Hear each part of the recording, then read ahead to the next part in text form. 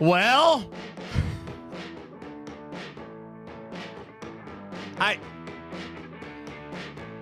I try to temper expectations. We had a lot of conversations last week. I said, go in low, man. Go in low. And it wasn't about the team necessarily. It was about Deshaun Watson.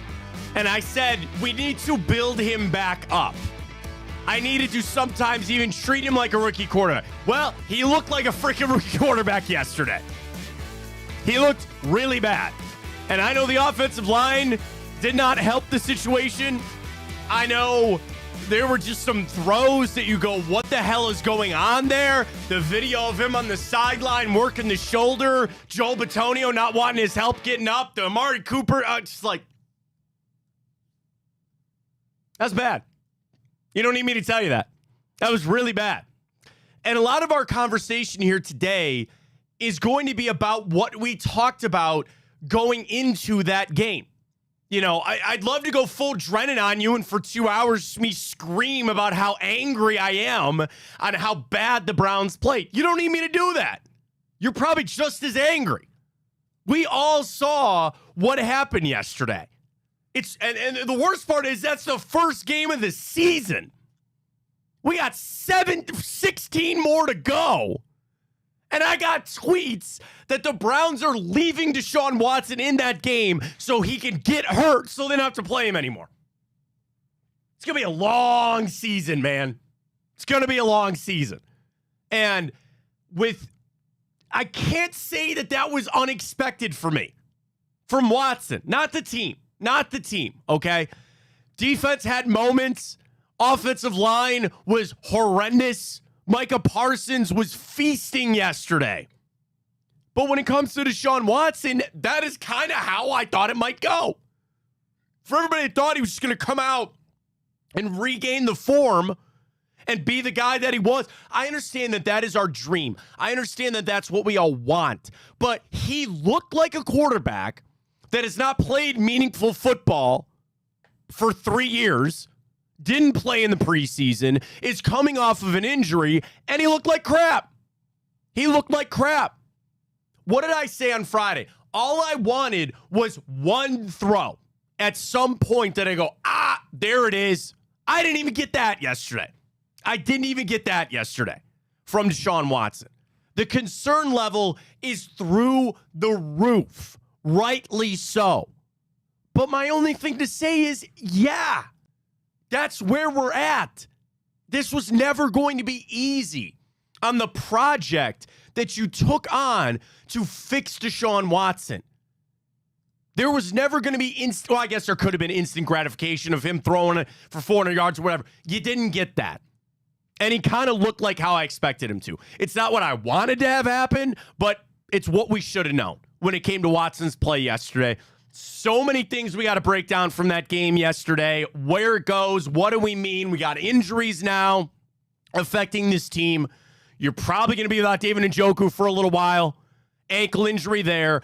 The offensive line, Watson, around the league, good, the bad, and the ugly. The grid. We'll get back to the bracket this week. We got time up, the morning update. We got it all right here on Big Play. Welcome to the show, everybody. I am Matt Fontana. He is Ryan Tyler.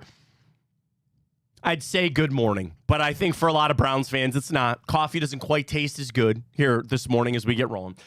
Quick reminder, though, for our giveaway today for the grid, we aced it on the 4 days last week. So we have a Big Play prize package that's up for grabs. Go hit retweet and drop a follow at Matt Fontana Show. We'll pick our winner at the end of that, and then we begin a brand new week on the grid this week, Ryan, for our big prize. This week's a big prize if we can get all 5 going. And we had a game played, so all the guys that moved to new teams are not eligible for the grid. I'm really excited for that. So we'll get to that a little bit later in the show. We'll go around the league. We got our picks from this weekend. We'll get to the good, the bad, and the ugly from the Browns game. We'll talk a little guard sprinkling in. They got the one. That's all I asked them. So many of the things that we talked about getting ready for this game is how it played out yesterday for the Cleveland Browns. And I start with Deshaun Watson's pocket presence. I was hammering that home. Why I didn't like him playing in the preseason. was because he never faced live pass rush going all the way back to last season. And people told me it wasn't a big deal. Don't worry about it. You don't want him out there getting hurt and all that kind of stuff. Okay. Well, Matt, the offensive line was trash. Nobody gave him any time yesterday. Ryan, there were several plays from Deshaun Watson. I watched him staring at Micah Parsons instead of looking down the field to make a play. The one sack, he had 4 seconds in the pocket. And then eventually, yes, I needed him to get out of there. There was a coverage sack, and he ended up taking one anyway. So many of the things, so many of the issues that we knew we had with Deshaun Watson that the Browns failed to address reared their ugly head yesterday, and it led to an ass whooping. You had nothing. You had no semblance of offense in that game. What you have in the first half, 1 first down, that was it. You got a garbage touchdown from Jerome Ford. You had the one drive in the third quarter where you thought maybe we could turn this game around for a second here. And then it was just gone. And then it was over from there. The interception going through Elijah Moore's hands, that's on Elijah Moore. I know it wasn't a perfect pass by any stretch of the imagination. You got to catch that football, okay? Outside of that, I, throughout that whole game, Ryan, didn't even have a throw that I sat there and I go, man, that feels like Deshaun Watson. At least on the positive side. There's plenty of people go, no, that's your Deshaun Watson right there. And it comes back to he's not going anywhere. I got tweets from people yesterday saying they left him in that game so they hope he gets hurt and they don't have to play him anymore. Like, that's where we're at. Like, it's going to be a long season, man. And they're going to play Deshaun Watson until they can't anymore. That was not so. He's starting against Jacksonville this weekend. He is starting for the foreseeable future. And I tried to keep this on the rails yesterday, too, with people. Why was he out there late in that game?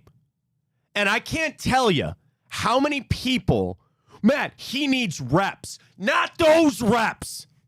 Those are meaningless, useless, cover the kid's ears, bullshit reps. The game was over. And I'm a big Kevin Stefanski fan. What a horrible mistake on his part. That was coaching malpractice right there. And he didn't get hurt, thank God. Those reps meant nothing. If anything, all they're going to do is further bad habits. Well, Matt, you're talking about him facing the pass rush. There was nothing to be gained.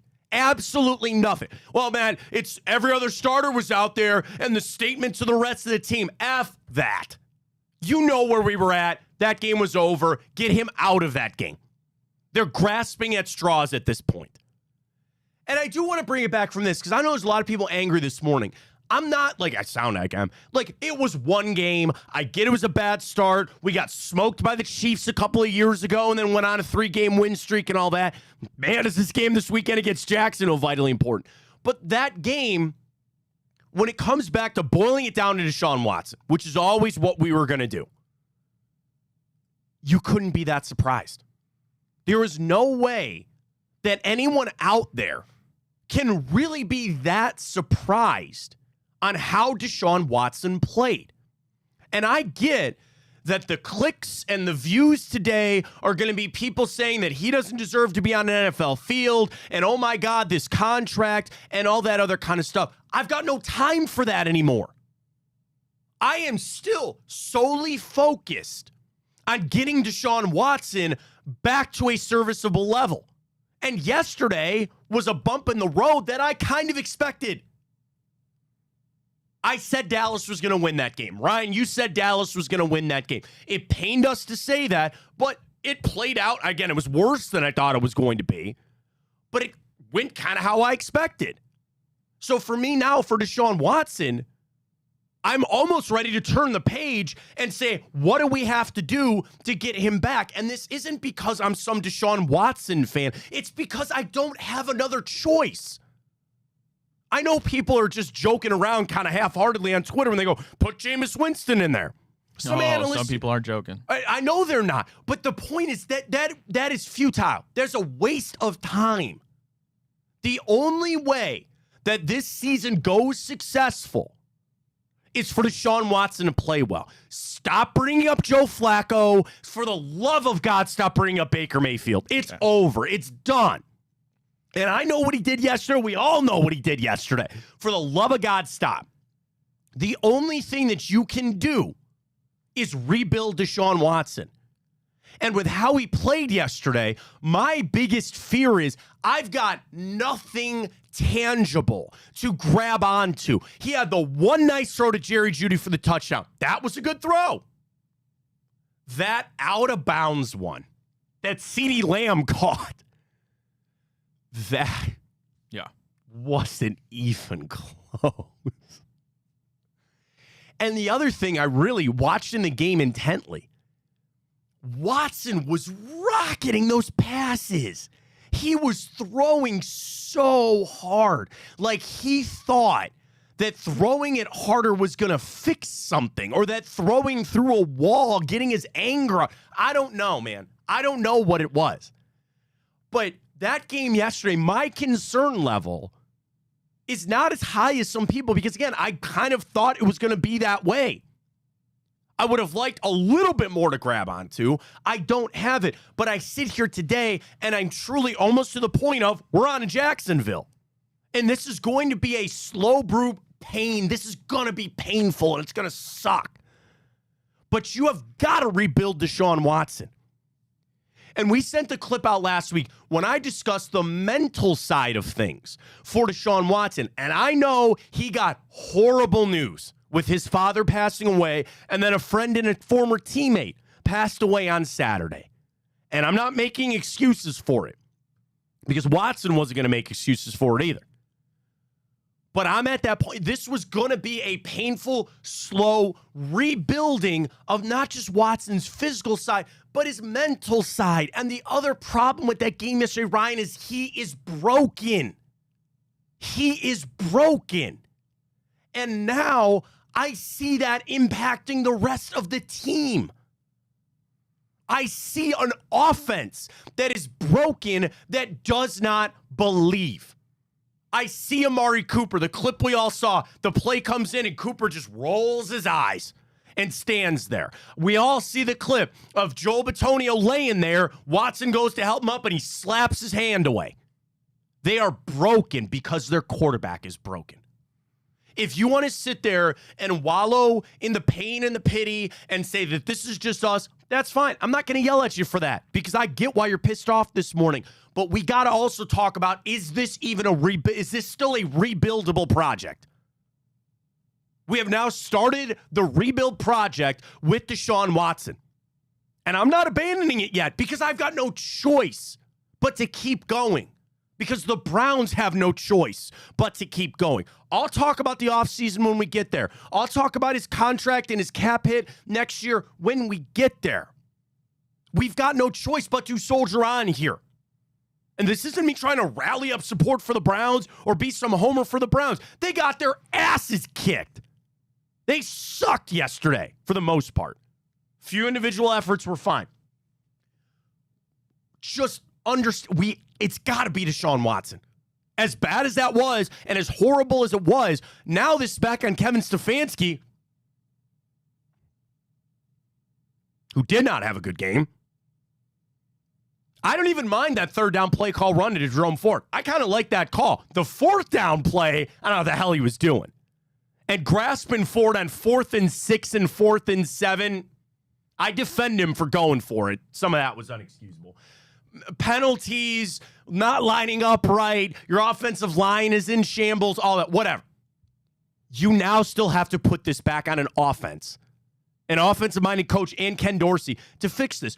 I thought they were supposed to be doing all this for Deshaun Watson. It looked like he showed up on Friday. That offense looked like Deshaun Watson showed up on Friday. Not that they had been planning this all offseason about how they were going to help Deshaun Watson. Now, and Emmett Golden gave me this line years ago, and this is one of my favorite lines that he ever gave me. You have to be an active participant in your own rescue.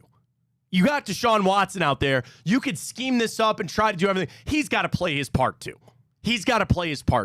And now, again, he is up against this massive mental hurdle that I'm going to need him to overcome and overcome it quick. Because as far as the physical part of it goes, it all comes back to what he's seeing on the field. And I think he was scared of the pass rush. And I saw him dancing, and I saw him trying to run. He had a couple nice runs here and there. He is broken mentally. And that game reflected that yesterday. What we do from here, what the Browns do from here to fix that up, I don't know. But you better start praying to whatever God you pray to, because they need him to flip this switch. And I think, again, the other problem, there was not anything for Deshaun Watson to actually even feel good about yesterday. There wasn't some deep pass that he goes, yeah, man, that felt like I was back. Again, that one drive was nice. There were some throws, but there was nothing that he can come out that they could just put on a loop in film today and say, this is more of what we're talking about. This is what we need you to do. And also, let's call it for what it is. An offense that you brought in a new coordinator. Ryan, they looked like a brand new offense that didn't know what the hell they were doing. They didn't look like they knew that they were set in what they want to do. You want to bitch about preseason? I'm not here to really debate that anymore. I don't really care. They looked like a brand new team. They looked like a rookie quarterback, which is how I'm treating Deshaun Watson at this point, and an offense that's brand new. And they struggled. That's how you get your asses kicked. And that's what happened yesterday. I mean, yeah, it was extremely disappointing. Good morning, Ryan. Hi, Ryan. I need to get that a little 17-minute monologue. Good morning, Ryan. How are you? I've had better days. We've had better months. As a lot of us have. Yeah. But it was extremely disappointing. I mean, I understand that Deshaun Watson, we talked about, didn't play in the preseason at all, and that was going to come with what people love in this town calling rust, right? But the way that Deshaun Watson was in the pocket yesterday was way worse than I ever imagined, right? Yeah. I mean, you talk about him treating him almost as a rookie. Well, he looked like a player that stepped inside the white lines of the National Football League for the first time ever. He looked like a kid lost at the mall trying to run around and find his mom. When your offensive line is already bruised up and they're not playing well, you're doing them no favors by bailing out when they actually give you protections. And the amount of players that he missed that I saw wide open across the field. It was the Cooper one. It was alarming. Mm-hmm. It was alarming. Yep. And I understand on some plays he was able to pick up the first with his feet. But Matt, that's one, that's not sustainable. Two, I quite frankly don't understand it. And you talk about it has to be mental at that point. Yes. And you talk about the deep throws where he was just launching it. To me, that's one, he's terrified of getting sacked, and two, he's terrified of turning the ball over and underthrowing it. Well, and I'll tell you that real quick. Kevin Stefanski hates turnovers more than anything. Like, you hear coaches speak and stuff like that. There's nothing in this world that pisses off Kevin Stefanski more than turnovers. So you're right. If you're going to play with that fear, then it's twofold. Because you're sitting there saying, I don't want to get hit, and I don't want to turn this football over. I'm going to throw it 10 yards out of bounds. Avoid the hit and avoid the turnover. You're right. That's not sustainable. And it comes back to, what is one of the things that you hear about veteran quarterbacks and why Patrick Mahomes is freaking Patrick Mahomes? Ryan, what do they say? The game slowed down for them, right? You will hear veteran quarterbacks, and we'll talk about Brady on the broadcast yesterday too, but he was talking sometimes when the game slows down for you. The issue is for Deshaun Watson, that game yesterday seemed like it was going 1,000 miles an hour for him, like a rookie. He couldn't process what was going on. He was afraid of getting hit. They're trying to run this play and do this. He didn't have time to even process what was going on. You have got to get him back to that place of understanding, what is the defense trying to do to me right here? There was nothing that I saw that Watson picked them apart or knew what they were doing. And it's in part to talk about this now was because Micah Parsons was in his face every other time he dropped back. And I know this morning there's a low light clip that's going around. It's just all these just crap throws from Watson. And Lima had a great tweet about it this morning, and he goes, watch that and just stare at Micah Parsons. Every freaking time Micah Parsons is either almost there or as soon as Watson's letting it go, he's giving him a shove. He was in his bag yesterday. He was in Watson's head the whole day. Now that comes back to, what are we going to do on the offensive line? Why did Conklin not play? I have none of us have that reason. None of us have that. Like, and you hope, but God, I hope one of those guys comes back for Sunday. It was that bad that I'm almost looking at Andrew Berry and going, who's on the street right now? And that's with two guys making $12 and $14 million. And I'm ready to jettison both of them. Now, again, I want to give an opportunity for Conklin to get back out there or Wills to get back out there. It was that bad that you have no choice but to force one of those guys to play. And then what? Dwan Jones got hurt too. There you go. For everybody telling me, oh, man, you're going to need multiple tackles this year. Couldn't even make it to the first game without him getting hurt. That's not Dwan's fault either. He just got hurt. I don't know what to tell you. But that line was so bad that you can't avoid that. That's not something you can overcome and just, that one. We were talking about last week. Oh, we'll just avoid the left tackle situation. Yeah, well, when Dwan Jones went out, you were in a lot of trouble. They were all over him yesterday. And part of that was Watson, whether he's holding on to the ball too long, the play calls are trying to get it out quick. You can't do much. I understand that. It's not an excuse, it's a fact. You can't do anything when you've got a premier pass rusher over there feasting on your third string left tackle. That's what happened on Sunday. And again, which led to other problems. The argument that a lot of people will have is this. Deshaun Watson should be good enough to overcome that, right? Run out, make the play, but he's not there anymore. If one thing was proven from that game yesterday that I want to send out to Browns fans today, it's this. The Deshaun Watson you thought of is gone, and he might not ever come back. And the sooner that some people get that through their head, the better off we'll be. This could go really bad with him. And we'll go down as the worst contract, and he never even got us to a playoff game and all that. That's for the future. We'll figure that out. But what you got to start with after that game right now is this. The Deshaun Watson you thought you had isn't coming back. So the best option you have is to build him back up to a different version of himself. And that's going to be a long, painful process that has just begun. We all had the expectations. You want to make the playoffs? Go look at the over-under again. What was it, 8.5? Vegas was telling you what they thought of the Cleveland Browns. And we're fans, so I'll never not root for this team. I'll always want them to make the playoffs and to win every game that they can. But they told you they thought about the process that Deshaun Watson's just begun.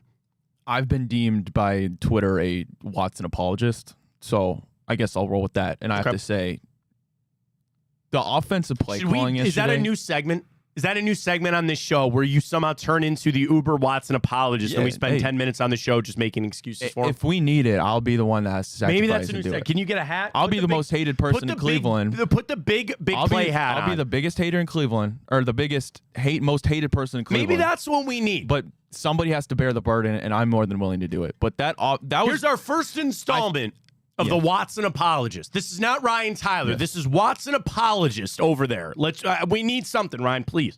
He needs to put me on his payroll. That's all I'm saying. But you got a lot of people on that. The offensive play calling yesterday, I think that was one of, if not the worst games I've seen called by Kevin Stefanski. Sure. That 4th down and 6, why he went for that, I cannot come up with an answer. Yeah. There was so much time left in that game, and the defense to that point was playing well. They were. I think that was the best defensive performance. At that point. You're right. I think that was the best defensive performance I've seen by a team that gave up 33 points. Sure. I really do think that. Again, short fields, kickoff return, punt return, touchdown, not necessarily on the defense, sure. The flip from that Watson drive where you were getting short out routes and Deshaun was being decisive, and that's when they scored the touchdown, hit the nice ball to Judy. The defense gets a stop right after that. You have a chance to get the momentum back, and the play calling was horrible. Yeah. They were those long routes that you were seeing Deshaun Watson overthrow it by 20 yards.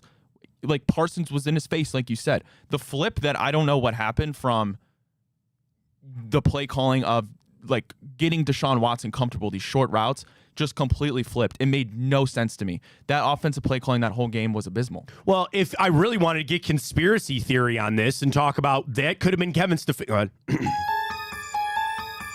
That's him putting him out there saying, this is what we're going to do. You better sink or swim, man. You better sink or swim.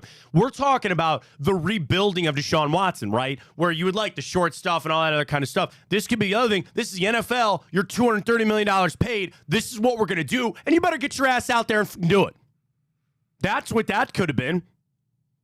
I don't want to buy into that. I truthfully don't.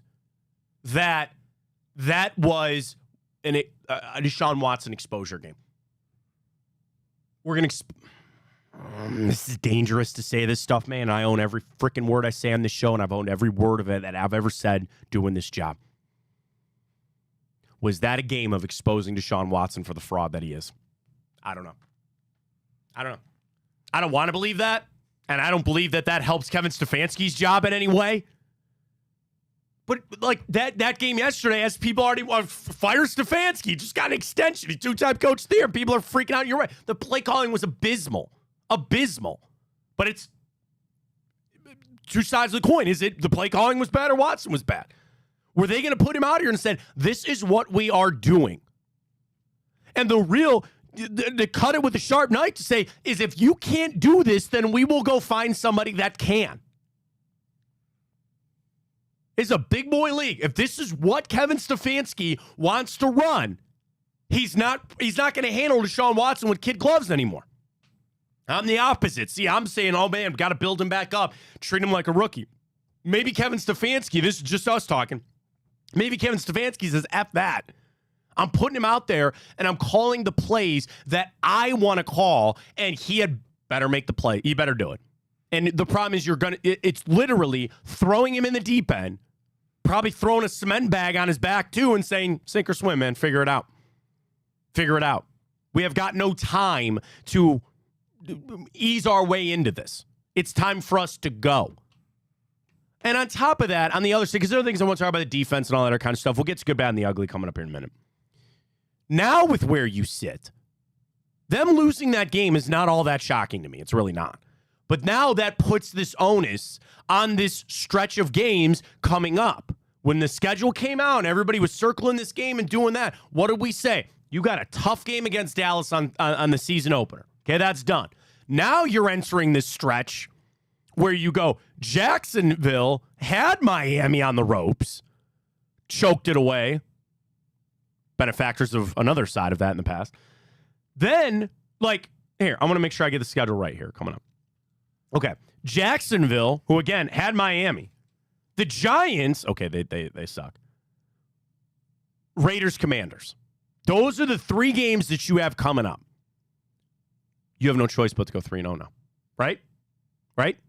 As we all sat there and however you put that schedule out, that loss yesterday puts that onus back on these three games. You got a week to turn this around. You have got a week to fix this and get back out there. Because if you want to go where you think you want to go, and you got a lot of help this weekend. How the hell did the Bengals screw that up? Ravens, we know. Steelers were the only one in the division to get a win. You got helped this weekend. And frankly, you had a lot of other games, too, when you start talking about playoff teams, right? What do we got yesterday? Colts? No. Jags? No. Bengals lost. What's the other game that I was looking at? Oh, well, tonight, be big 49ers fans. Get the Jets the hell out of here. But so I'm just saying, you had some help. But you got to go now. I mean, let's cut it for what it is. Yesterday was that team to me was a 5-win team, a 6-win team. Okay, that's I'm fine. not panicking. That's fine. And I understand the Cowboys defense is good, but that offense, that's a 5-win team. That is a one-trick pony, and your defense is going to carry you to a couple wins against these poverty teams. But that offense yesterday, there was no movement. You are not winning games in the National Football League when you can't move the chains maybe 3 times more. What, especially when you cannot attack what they're trying to do to you. That's the problem. Was that Mike Zimmer they were off of what they, you hear this with defenses all the time, and same thing with offense too. You want to be the one to dictate things. You want to be the one that forces the other side of the football to change for you. And all we saw yesterday was Mike Zimmer changing what the Browns were trying to do. And maybe that's it. Maybe that's why the offense was so bad, is they were just slamming the panic button. And maybe they were saying, we're going to stop doing what we're doing here because nothing's working. We're hitting the panic button. You did nothing to change what Dallas was trying to do to you yesterday. Nothing. And there's other things I want to talk about, but let's do this real quick, too. It was just one game, okay? I know this sucks, but I'm also not going to be one. We need to get this out right now. But I'm also not going to be one to sit here and say the season is lost. That game sucked. You have a lot of things you got to fix. It was one game. You got a long season to go. And I will be damned if I'm going to pack it in now. And if some of you out there want to do that, that's fine. I cannot be there. And I refuse to be there right now. I watched every minute of that game like every one of you out there did too. And there's not much to take away. But if I'm not packing it in. I'm just not. Okay? You're in this spot. I'm going to trust these people to pull ourselves up. And you got Jacksonville on Sunday. And you're on the road. It's going to be a hard game. But I'm not packing it in. There's too much freaking football left to sit here and wallow on this. Yes, there's a lot we can talk about. There's a lot they got to fix. But I ain't done yet. Okay? It went the way I thought it was going to go. As far as the game went, and as far as what Deshaun Watson looked like. The other thing, there's no way that the Browns, and specifically Kevin Stefanski, could have sat there and really thought that they were going to get a vintage Deshaun Watson performance. You kind of got what was expected. So now what do you do with that information? What do you do with the game that you got that you probably thought you were going to get? Okay? Don't anybody out there try to tell me you thought Deshaun Watson was going to go out there and just ball out. Come on. I know you had the hope for it. And that's fine, but nobody can really sit here today and say that they were all that angry about how Deshaun Watson played because that is what we thought he was going to be. Yeah, there's a laundry list of items that the Browns need to clean up, but I do have reason to believe and sit here today that possibly could be and realistically should be the worst game the Browns play all I hope season. so. As bad as Deshaun Watson is, there was an abundance of items that you can throw on there. I mentioned the play calling, the receivers dropping those passes. That will kill you need to help your struggling quarterback out a little bit. And don't call me a Watson apologist because I'm saying Watson played horrible. That segment's over. That segment's coming on Monday. That. And the undisciplined, the amount of penalties, the amount when you're starting drives 15, 10 yards back from where it originally should be, you are just putting your quarterback in a horrible position. At one point of the game in the first half, Ryan, didn't it seem like they were running plays 3-1? They had like 3 times the amount of plays. Our defense seemed gassed at times. Yeah, well, when your defense has to be on the field every second of the game. Because your offense is going 3 and out every friggin' time. Yeah. No, 100%. And it was the perfect storm of crap. And you're right. The positive is you hope that was the worst game that we'll play all year. And Dallas, let's not sniff on that. They're still a really good football team. And I was trying to downplay them as much as I could. The issue is what? Dak Prescott wasn't even the one that lit you up yesterday. You actually kept CeeDee Lamb in check. It was somehow, apparently, Ezekiel Elliott found 2015 Ezekiel. It wasn't even all that good. You had some fluky plays that went your way or talking about Dallas and all that kind of stuff. I don't even think they played all that good of a game. Right now, Deshaun Watson is 100% broken. Yes. And the rest of the league knows that. Yeah. And they're going to press on that injury, like metaphoric injury that the Browns have, the bruise, sitting there in the sidelines, until it starts bleeding. And I just pray that Deshaun Watson has a little bit left that he can pull out of the fire. And what I hope the most is I'm not in that locker room. None of us are. Yeah. And if they haven't already lost it, I hope the rest of the locker room has a little bit of faith still in Deshaun Watson, because if they lose that, this season is going to go down to the dumpster real quick. That's another underlying issue of reading between the lines and watching body language. And I saw a defense that was making plays and flying around. You know, I saw Denzel hit the guitar, man. I saw MJ make a play. I saw the D-line jumping around. They seem okay from a mental side. On the offensive side, I don't get good body language from them. I don't like what I see from what that offense is because they look like crap. And they know that. And it's going back to, you need Deshaun Watson to play better. It's that simple. All right, there were people that said there was nothing positive to take out of that game. Not true. Because I'm going to tell you, the good, the bad, and the ugly.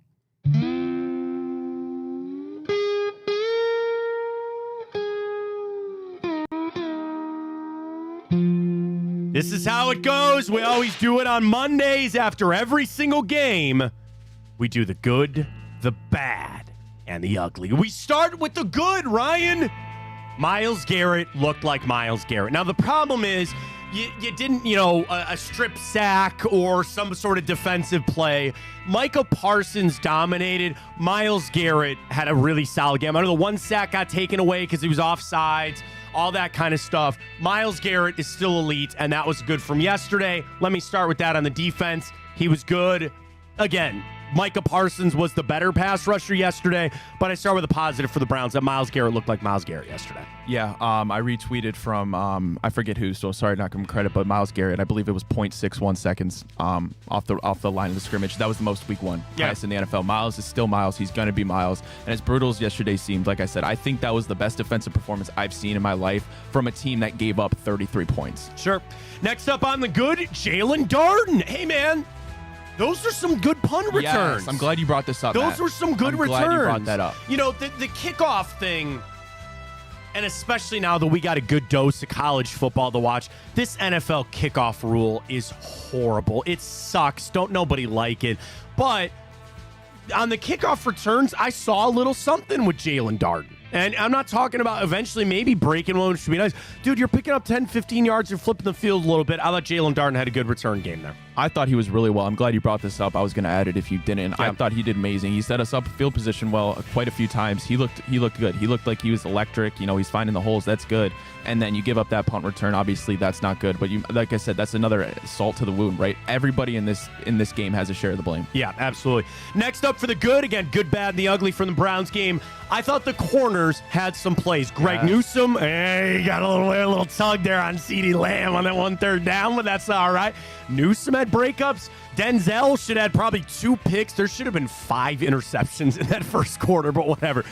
Ward got his hand on some footballs. Newsome made some plays. MJ showed up, specifically those 3 on the cornerbacks, and not at all times. I know the broken play, communication gaffe. I mean, really, you went all out on the blitz. You were hoping the blitz was going to get there. Juan Thornhill thought that MJ was going to be back. He wasn't. Broken play, fine. Ryan, I thought the corners had a solid game. I thought they really did. I think they did as well. Denzel Ward remains a field eraser. Greg Newsome had a great game. MJ Emerson played all right. And again, the only real mess up was that secondary mess up. My Juan Thornhill agenda is pushed a little bit further. That happens. I don't know if it was a busted coverage. I don't know if he just completely underplayed it. No, but you saw him look right at MJ, and he started pointing like, dude, you were supposed to take that guy. Because the other thing I watched that play, there was a guy going up the seam.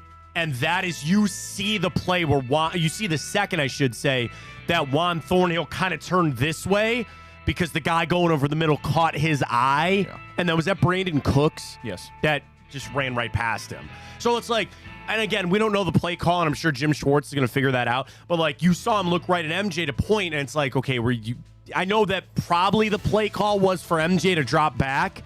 But when you see that guy come across your face, you got to take him, and just Juan turned and he saw the guy at the middle. It is what it is. Got busted, but at the end of the day, I mean, the pass rush was there. Dak made a hell of a throw. He threw it before he even broke Juan Thornhill. So quarterback. That's a $231 million guaranteed quarterback. We'll get to that around the league coming up in a little bit. Final thing for the good. Hey, man.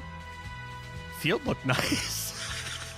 Hey, Dustin Hopkins Didn't again. The field looked nice. I'll say it did look nice. Dustin Hopkins nice. Again. I like the field. Dustin Hopkins, again, so far is reliable. Yeah. And Corey Bjork remains a field flipper. Dude, bad news, though. Hewlett went in for an x-ray. What's up with Charlie Hewlett? Whatever. I thought the field looked nice. The helmets look nice. The gloss on the helmets. My brother texted. He goes, only real Browns fan noticed the gloss on the helmets. Face mask looked good. Uniform combo was working. That's it for the good.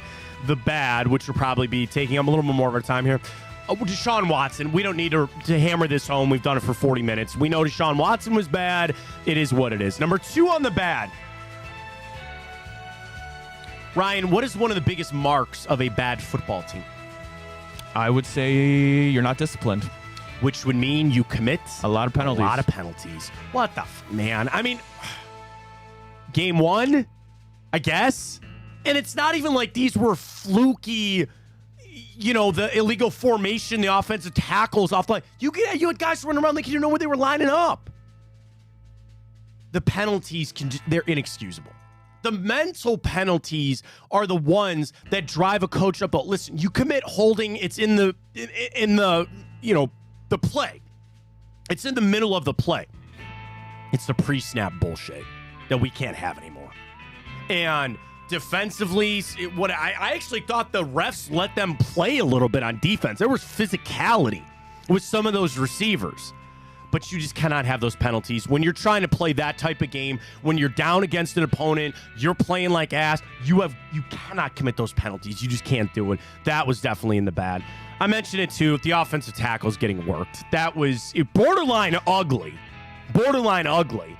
But the tackles just getting dominated the way that they did. And the fact that you had no help, you couldn't even chip over there, you didn't have tight ends. You only had 2 tight ends in that game, right? Am I missing that? What were you going to do? The personnel usage was also really weird yesterday. But your offensive tackles were bad. I don't know what to tell you. You got to fix that. You hope that Conklin or Wills can come back for this week. You have no choice but to have those guys come back. The David Njoku injury is under the bad, too. He's in a boot. The dreaded high ankle sprain's already been discussed, and you just hope that he only misses a couple. We're at that point where it seems like, Ryan, you only hope that he misses a couple of games, if that. And I don't want to put the cart before the horse here. It's just funny because we're doing bad in the ugly. Who knows with David Njoku, but it sounds like he's going to miss some time. At a position that, again, you only had him, and now he's going to be down. You could factor in the MJ, but he said he's fine.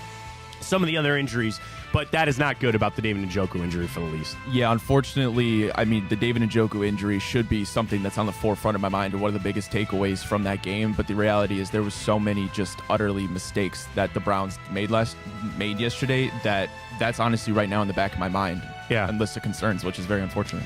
Punt return touchdown. Again, we talked about the special teams being positive. There's some stat out there, and I'd have to pull it up. Like, it's near, I think, 80% that if you give up some sort of return for a touchdown, you lose that game. You know, something like again, or it might be, you know, and it might be flipped. Like, if you get a return touchdown in some form or fashion, like, it boosts your chance to win. It's interceptions, punt returns. Nobody's kicking off anymore. No, there's no kickoff return touchdowns anymore and things like that. You give up that punt return touchdown. I'd like to get on Bubba Ventrone. Again, another point where it just kind of, I think, flipped that momentum, you know, for this team a little bit in that third quarter, and they're trying to fight. What could that game have been without it? I don't know. And then the final bad for me was the turnovers. Not necessarily your fault on the one. You got to catch that, Elijah Moore. It's not necessarily on Deshaun Watson. But again, penalties, turnovers, and you gave up a special teams touchdown. Just list me those 3 things, and I tell you probably lost that game. On top of your offensive line not playing well, Deshaun Watson not playing well. You list those 3 things. You tell me you lost the turnover battle, you committed more penalties, and you gave a special teams touchdown up. I don't think you're winning many football games. Nope. So that's it for the bad. For the ugly, that 4th down play, man. That's just absolutely inexcusable. You from can't a have quarterback. that. You just can't. I can accept. I can take some mental mistakes. Those are even worse than physical mistakes, in my opinion. For a guy that is coming to his 8th, 9th year in the league, to take that sack, just throw the damn ball, Deshaun. And I'm not, again, going forward on 4th down, I questioned it. And you know me, I argue with people all the time. Kevin Stefanski's going to go for it. It's the new age of football. They're analytically driven. And usually I will defend it. And usually I say it's the right call. I don't even complain about the 3rd down call. I actually really liked that call of Jerome Ford going up the middle there. I know people want to jump on and bitch and moan, whatever, fine. I don't have much to argue with you on it. The 4th down play was just, again, you're going to put Deshaun Watson in these situations because you're going to ask him to make those type of plays. You hope that we get back to a place that he does make those plays, but you just got to remember that we're not there yet, and maybe this is going to have to be the flip for Kevin Stefanski, that you're going to ask other players other than Deshaun Watson to make big plays. How are you going to do that? How are you going to do that, to ask guys to pick up 4th downs when you don't trust your quarterback to do it? And then on the one, that bubble screen. On the other 4th down they ran, and I just go, that tells you he has no confidence in dropping back with Deshaun Watson right now. And if you want to say it was the offensive line, you want to say maybe it's more Watson, that was all, like, just, that was the other one. Not even the sack one. When they ran that freaking 4th down bubble screen, what are you doing? What's going on?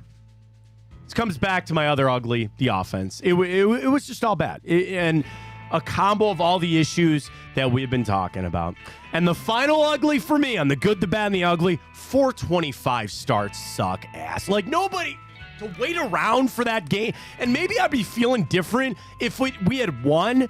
But Ryan, that game at 425 was not good. See, I'm in the minority on this. Loved it? I enjoy 425 I don't starts. like it at all. I like having a full slate of football that I get to watch and really kind of, because I'm obviously watching the Browns game with a lot more intent than I'm watching these other games. So I almost enjoy a 425 start. See, I just think it messes up everything that you're trying to do. Like, again, what is it going to come back to for me? The kids and running around all that. It's the 425 didn't quite do it for me. It didn't quite do it for me. But got Tom Brady. What did you think of Brady? I thought he was nervous. I think a lot of people said that. I think he was very nervous. He was very, very nervous. And I could tell, during the Texas Michigan game when he was on halftime, I could tell he was very nervous. He was talking to Joel Klatt. I think he's very, very good, obviously, when he's talking about plays in football and, his 2 cents on things. I think he was a little just messed up trying to include, information about the players, information about, like, their backgrounds almost. It seemed like to me, he almost, like, prepared too much and was trying to do too much. Yeah. I think there's a lot of room to improve on him, but I still think he's going to be a very good broadcaster. Yeah, and I think like mostly it wasn't he wasn't like stepping over Kevin Burkhardt too much. Like I think he tried to stay in his lane a little bit. Some of it was just like I think he got too cliche when he's talking about he gave a line the one time about early in the season you're trying to figure out who your football team is. Thanks, Tom. Back to you. Like stuff like that. It's a $300 million analysis. Yeah, he'll figure his. Somebody had that tweet, too. They were like, think about all the quarterbacks that were paid on that field. Dak with his deal, Watson with his deal, and Tom Brady up in the booth. Who was it that sent the tweet that said they'd be better off if Brady just walked down from the booth, grabbed a pair of shoulder pads, and went in there for Deshaun Watson? Somebody had that tweet. Yeah. Somebody had that tweet yesterday. But, yeah, I thought he was fine. So I didn't put him on the good, the bad, or the ugly because I didn't think Brady deserved to be on any of it. I thought he was all right. I think he was middle of the road. Had everything when it came to the game yesterday. To recap where we're at right now, because all we see today and all we've seen already this morning is just people instantly, Deshaun Watson isn't the guy. And he sucks, and you're better off getting this guy, or you're better off doing that. All of that right now is just clickbait. When I see Bill Simmons, when I see Rex Ryan, when I see all these people, the easy thing to do is to pile on Deshaun Watson right now. And I'm telling you, again, we watched him play. It was horrible. Pile on all you want. It serves no purpose. You've got no option here except to get him right. I think Jared might have sent this out somewhere. Jared Mueller, OBR. Shout out to him. And he had a tweet this morning about what's your leash on Deshaun Watson? How many more games are you going to give him? And I like that question. The true answer is he's got 16 more. He has got 16 more. And you might sit there and say, well, you're just going to go down this season with Deshaun Watson? Yeah, you do not have another choice. Get Joe Flacco out of your head. That's not happening again. That's not happening again. The Browns' only way out of this hell is Deshaun Watson. You know that, and I know that. And I'm talking about this season. We'll deal with the future after this season. I'm talking about right now. The only option the Browns have is to get Deshaun Watson right. And there are people that were blinded to just say, oh, you just got to get him out there playing. He'll just get back to form. Has that not been unequivocal? I'm going to try to keep this. I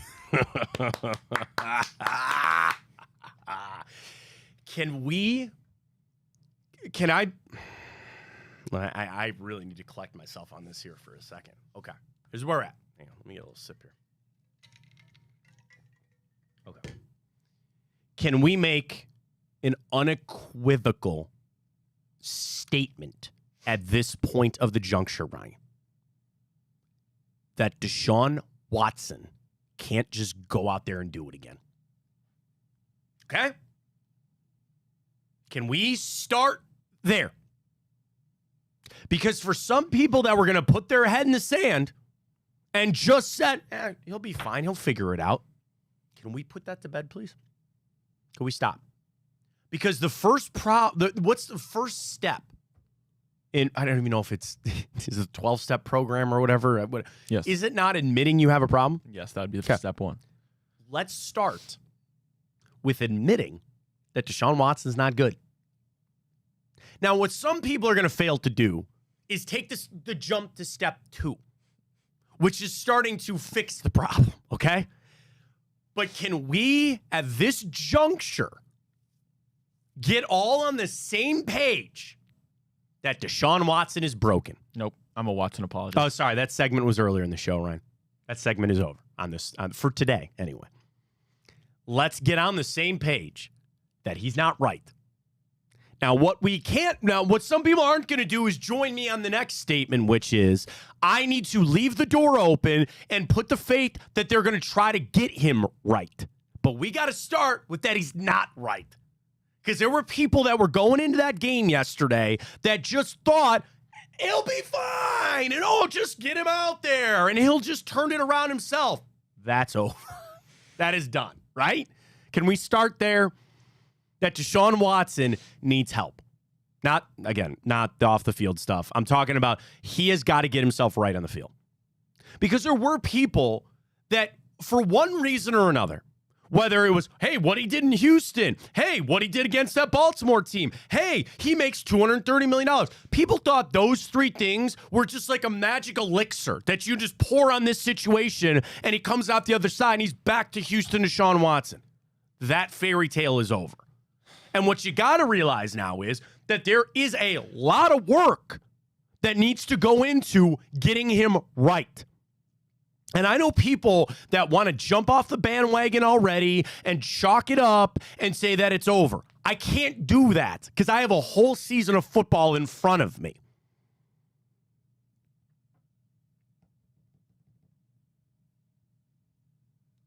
This season is unsalvageable without Deshaun Watson. And some of you need to realize that. Some of you out there have got to get this into your head. That Baker Mayfield's not coming back. Joe Flacco is not coming back. I love Jameis Winston, friend of ours here at Big Play. Mondays, Big Play Cleveland show, not this week, but next week. Every Monday. I love James. He's not the answer either. You've got to understand, for this season, your answer is Deshaun Watson. And if it goes bad, then this season is going to go bad. There are people that are already thinking that there is some magic person to walk through that door and fix this. There's not. There's not. And I understand that there's a very real reality that this season is bad. That you go 8-9, that you go 7-10, and it's bad. I understand that that is a real possibility. But what you got to also understand is that there is a chance that they make the playoffs. And there is a chance that it turns around. But both of those scenarios come back to Deshaun Watson. Not anybody else. Not anybody else. So it serves no purpose for people sitting there saying, oh, maybe they should already give Jameis Winston a look. Stop that. Stop that. Dan Orlovsky gets very hot takey, man. And he's already driving this one. Maybe they should give Deshaun Watson. Dan, stop. You know better than that. You know better than that. And that serves no purpose. That serves zero purpose to start having that conversation right now. Because the other thing, people like it's like an entitlement. You know what I'm saying? Like it's almost like we're entitled to have this good season or to have things turn around, and that like Deshaun Watson is like taking you away.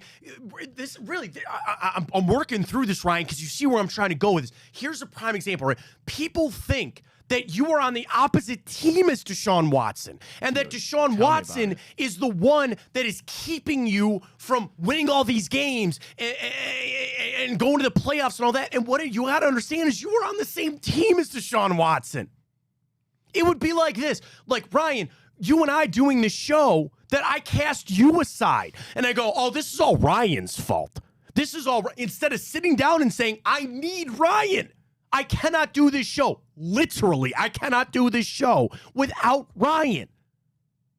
Now, thankfully, you're playing a lot better than Deshaun Watson. Are you comparing me to Deshaun No, I'm Watson not. right No. now? But I'm saying, like, instead of people understanding that we are all on the same boat in this thing, I actually think that's a sad reflection of our society right now. We're all in this together, man. And women, we're all in this thing together. And as much as you want to kick Deshaun Watson off the boat, you can't. You can't. He is a part of this. And you have got to accept that. People are like, I don't have to accept anything. I'd rather have Jameis Winston play. I didn't want Deshaun Watson here either. It doesn't matter. He's here. He's here. And he's the quarterback of your team. Accept that. I don't blame people and fans for not having a lick of faith in Deshaun Watson. I don't either. And each week that goes on, for myself included, it's getting harder to restore that faith. And I understand that. And, you know, when you tweet something or about a good thing about Deshaun Watson or something positive, I don't have a choice. I'm not going to be a miserable football fan. I waited months for this, and I understand that it's bleak right now. Yes. But the reality is he's your quarterback, and you don't have a damn choice in it. You don't have a say in it. Thank you. And anytime Deshaun Watson does something good, listen, I'm going to tweet about it. Why? Because it's encouraging, and I want to see him succeed. And there are people out there that would rather Deshaun Watson fail the second he got traded to Cleveland. He could go out next week, throw for 5 touchdowns, 300 yards, have a quarterback rating of 90+, and people will still bitch and complain that he is awful, and you have the right to. Why? But at the end of the day, he's your quarterback, and I'm gonna if he does something good, then I'm gonna root for him. And our season depends on him. This isn't new. This isn't new. You knew this months ago. You knew this a year ago. You go as Deshaun Watson goes. It didn't go well week 1.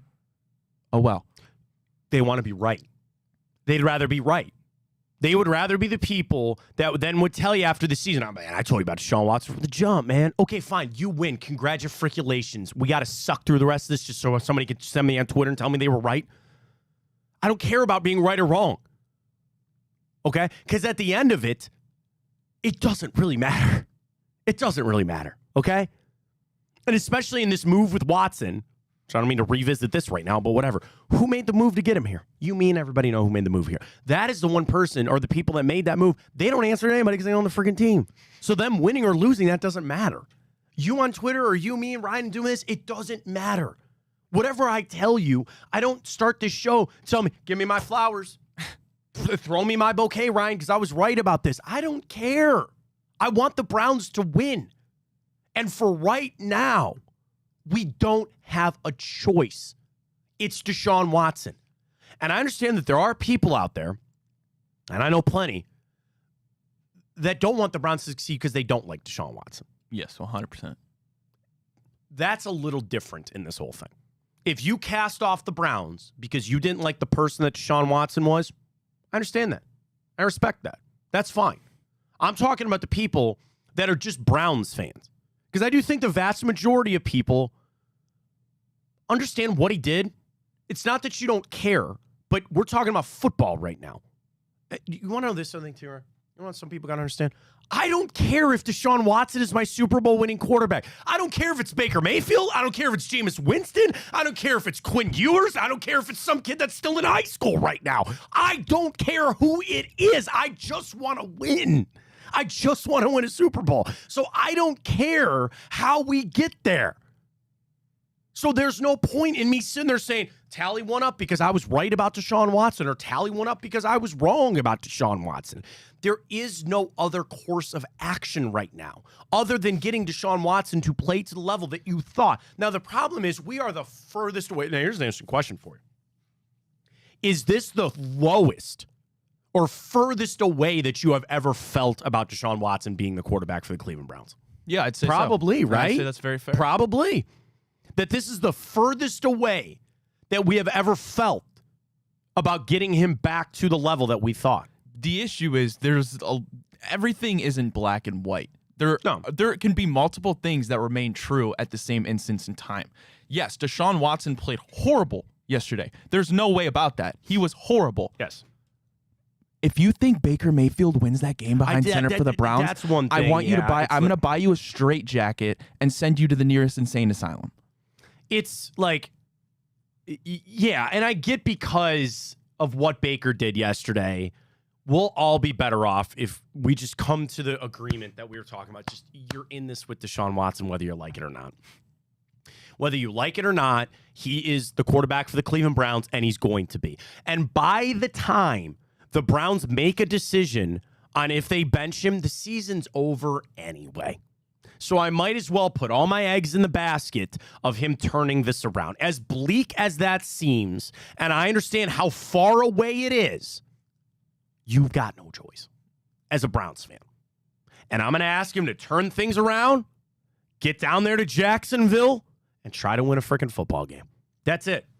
And I'll do it the next week, and the week after that, and the week after that, and the week after that. Until it is just so painfully obvious that he's not the answer.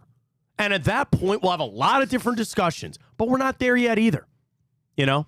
And I get how bad yesterday was. Ryan, this is not a stretch of 5 games. You know, he didn't have 5 consecutive games. That was, okay. I'm going to put my Deshaun Watson apologist hat on for a second. You ready for this?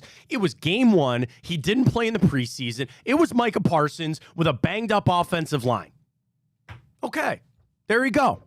Now, if I'm entering Halloween, which I've already seen Spirit Halloweens everywhere, which is great. 'Tis the season. We get to Halloween, we're having the same discussion where you got 4, 5, 6 games in a row that he's looked like this, then we'll have a different conversation. It was 1 game. A positive takeaway, too, from that game. Yes, he played bad, but I saw no signs that led me to believe his shoulder That's is a 100%. great point. I was thinking the same thing. That's a great point. I thought he made some good throws that an injured shoulder he wouldn't have been able to make. I liked it. He had some zip. He did. Zip and rust, the 2 things that we're going to talk about. He had it, and he did take some shots to his shoulder, and I'm sure he's sore today. I know they asked him right after the game, like, how you feeling? He goes, my adrenaline's still rushing. I'll find out tomorrow. I'm sure he's hurt. I'm sure he's banged up. Hey, he got decked and made a beautiful throw that Amari straight dropped. He did. Yeah, he did. So you're right.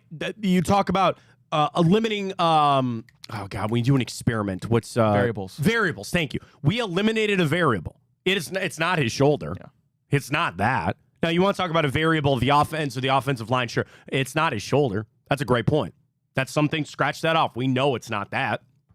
It'd be easier to swallow, though. You know, it'd be easier to stomach it if you're like, oh, man, his shoulder's still banged up. It would be easier to swallow, and it might be easier numb your pain for right now, but at the end of the day, you can still fix a mental error, like a mental injury. That's easier than fixing a shoulder. Yes, it might be difficult, and it might be harder in the short term, but I'm looking at this season by season right now with Deshaun Watson. Well, the other thing, and this is our final thing, before we catch our break, we'll come back, we're going to go around the league. We got the grid, we got time up, we got all of it. And our giveaway today. By the way, go to Matt Fontana Show, hit the retweet for a chance to win a big play prize package after we hit the grid last week, so go check that out. Buckle up. This isn't going to be for the weak-minded. This isn't going to be easy. It's going to be really hard. And I know that we had all the optimism in the world for this season.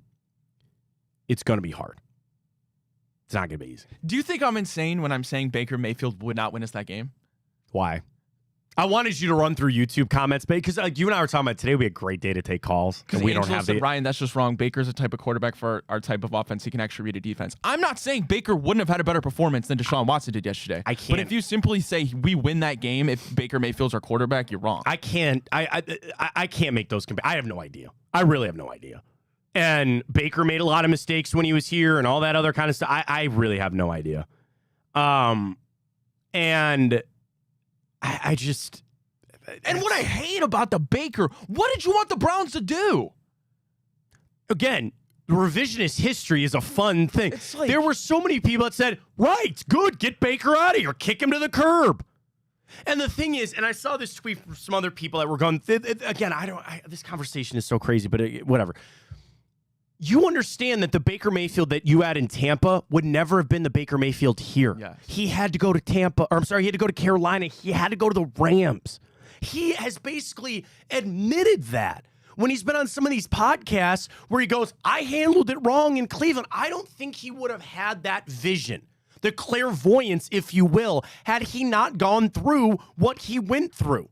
What you got to start with and understand is this. The version of Baker Mayfield that is in Tampa, you would never have had here. He had to go through some of those things, frankly, to humble himself, and I think change his mental outlook on things. And I'm happy for Baker, and good for him. Different guy. Completely different guy than what you would have had here. And it's, again, they made that move. There were people going, jumping over. Oh, great. You got Sean Watson. What a big upgrade. All that kind of stuff. I don't know. We can't do calls. We wanted to. Do you want to rip through? Just rip me through YouTube comments. I'm going to get it Just so we can do calls. What's that? I'm going to find a way where we can So, can we talk about that for just a second? Yeah. I would okay.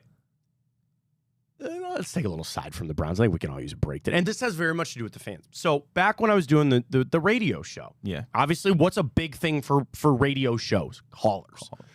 And I've had consultants throughout my career. I've met with coaches to do this job and all that.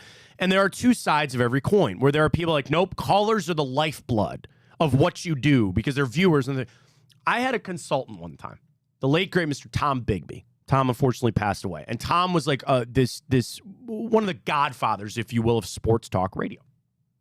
And Tom sat there and he told me this. Callers are not listeners and listeners are not callers. And I said, wait a minute. What do you mean? Just think about it this way. How many people do you know that they call a radio show every single day because they're a caller? They don't care what the topic is. They don't even listen to the show. They just pick their phone up and they call in because that's what they do. Then how many people out there do you know that listen or, in this medium, watch your show and don't ever call or don't ever comment, right? Well, that's pretty interesting when you think about it. Now, he was pro caller. When I was doing ECT with Danny and Nick, we did a whole show where we asked the people and put a Twitter question out, should we take calls on our show? And there's two sides. There are some people that say, no, I just enjoy you guys bantering. I enjoy your talk. I enjoy you guys just going back and forth. That's why I listen. And then there's other people that say, no, callers inject a little lifeblood to the show, or they inject different points, or there are people that are challenged, which I agree with. And I think about this when I listen to others. I'm still, even doing this job, I'm still just an average Cleveland sports fan. I listen to other sports shows all the time. Ryan, when you're listening to another show, do you turn your radio off when you hear a caller? No. I sometimes do. Because when it depends what they're talking about. Well, no, the thing is, when I listen to shows, I listen to them because I want to hear the host talk. And that they are the reason that I listen. So I go back and forth. Now, we have YouTube comments, which I want you to run through here in a second. But I say that to say all this. I'm not anti-calls. If we can find a way, which didn't we at one point? Yeah, I could definitely get it back running. You want to try it? Yeah, tomorrow. Not today. Yeah, not today. Not today. But maybe I'm turning over a new leaf here. Because I used to be so anti-caller and all that other kind of stuff. But I'm open to it if the people are. I just want to do the best show for the people that consume our content. That's it. And, there are funny callers and there's stuff that can, do all that. But the only thing is then you'd have to screen call. Not necessarily. If somebody called in, can you not just put them on hold and then I just go, all right, caller, line one? Yeah, absolutely. All right. Maybe we'll think about it. All right, let's do this, though. Let's do it on Monday. Let's rip through just YouTube comments. They do it on Unfiltered 5 on some other show out there. We'll do it on Unfiltered 5 here. All right, you want to do it? Yeah, just rip through them. All right. Well, Angelo earlier said, Matt, at this point, it's not clickbait, dude. We're going on year 3 of this dog shit. Yep. No, and that's a good point. Here's why callers work. Angelo, great point. Here's what I'm saying. I'm almost asking everybody to shove that out the door. I am almost asking everybody to set everything that you have ever seen about Deshaun Watson to the side. Because that's how I'm viewing it. I don't care what he did in Houston. I don't care what he did in Baltimore. And I frankly don't care about the contract anymore. I'm almost asking everybody to just shove everything to the side and just focus on Deshaun Watson being the quarterback that we need him to be. Charles says, go back and watch interviews of how excited Cooper and Njoku were to play with the right type of quarterback for Stefanski's offense. Yeah. Now we're trying to change that offense to fit the QB. That's a good point. By the way, Charles, I wasn't talking. So yesterday I said, Browns fans, you have 9 hours to go mix in a water. That was right after Charles sent out a video of him with some garage. Charles, it wasn't at you, man. You were not one I was worried about, buddy. There were some amateurs over there. Amateur hour over there in the Muni lot. By the way, the Bengalorian. How you guys doing, by the way? Yeah, wow. Yeah, at least we didn't lose the Patriots. Yeah. So he posted a video of them with a whole cooler of garage beer, and they're pouring the ice over top of it. Ice cold beer. There's nothing better than that. There's nothing. You can get out of the tap. You can get out of your refrigerator. The beer on ice in a cooler, just perfect. And can I get you a little plug here again for our friends at Garage Beer? Bro, it has taken over in my friend group. So I brought my brother-in-law and my buddy Pat to my golf outing. And my brother-in-law, I went over to have breakfast with him yesterday. He went out with his friends Saturday night to watch the college football. He goes, everybody was drinking. In their circle, a group of friends, they discovered garage beer. It's all they drink. My buddy Pat comes over to watch the game Saturday night. You know what he's got in tow with him? A half-empty 12-pack because he goes, I've been drinking these ever since the golf outing. And we all kind of came to the same point. Garage beer is the perfect sipping drink. You know, again, you can have a heavy beer, and we all know those beers that I like too, but you have two of them and you feel like, man, I'm good right now. Garage beer, and I always drink responsibly, never get behind the wheel of a car. But like you're sitting there with your buddies and you're going to watch 4 hours of a football game, garage beer, man. You're going to be out at a golf outing like we were a couple of weeks ago, garage beer. Like, dude, it is taking over. And the thing, I was talking to my brother-in-law about this, not to talk about other beers or anything like that, but some of them you're like, yeah, a little watered down. These other ones, you know, got a little like spice to it. When garage beer tells you that they are beer-flavored beer, I have now come to this realization. Garage beer is the perfect light beer. It is. It's got a taste to it that I can't find anywhere. And it's everything that I would ask for a light beer, where I can have two and it's got flavor to it. I'm not stumbling around. I tell you, man, it's perfection. Garage beer is perfection. And now it's starting to trickle out, and I see the impact that they're having. I see it in stores now that I never saw it before. The footprint is taking over, man. We're so happy to be hooked up with our friends at Garage Beer, and I know we had a great time with our tailgate here, but that honestly, no joke, man, that's unsolicited. It's not just what I do. That is my group of friends that's telling me how much they love Garage Beer. It's so great. Sorry, I just had to say that from over the weekend. I know Charles, great friend of us here on the show and a great supporter of us. Matt, I'm putting you on the spot here, so excuse me, but I just tweeted this out because I want to get the vibe, right? Yeah. From the show? Yeah. Okay. I'm asking the people, do you think the Browns will make the playoffs this year? And I want to see after week 1 how drastic that drop is. I mean, the thing is, I could get you into, you know, the playoff percentage, like, there's a chart that I had, and I'd have to find it, but it was from like 10 years ago when they only played 16 games. And it was a playoff percentage based off of every record that you could have, right? 0-1, 1-4, 2-5, like, you know, whatever. And the thing is, there's so many factors at play. Okay, so you're 0-1. It was an NFC team, okay? The Bengals lost, the Ravens lost. That seemed like a bonus win there for the Steelers a little bit. I don't think they looked all that good. Justin Fields. We'll get to that around the league in a second. We're just going to go right to around the league, by the way, because we're way late here. Just tell everybody about Garage Beer again, but I just told you how much I love them.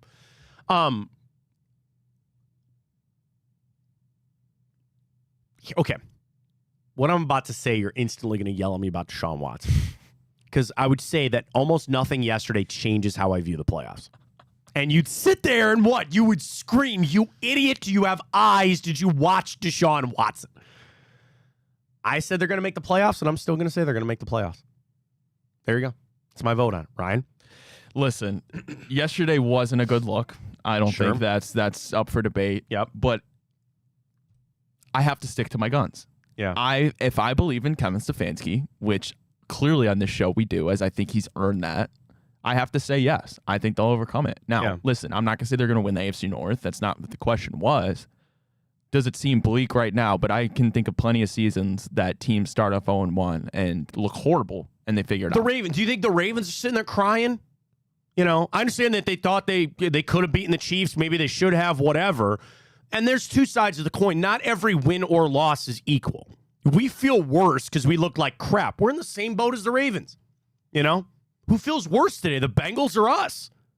And the Bengals are talking about wrist swollenness again or whatever, and like, did they really think that they could do it just with Jamar Chase? Like, what? You know what I mean? Like, not all wins and losses are created equal. I get that, but I'm gonna hold out hope. I said they were gonna make the playoffs. I had them as a wild card, and I'm gonna sit here and ride it out again. Fair enough. There it goes. Speaking of teams that are gonna make it or not, week 1 in the books. Ryan, let's go around the league.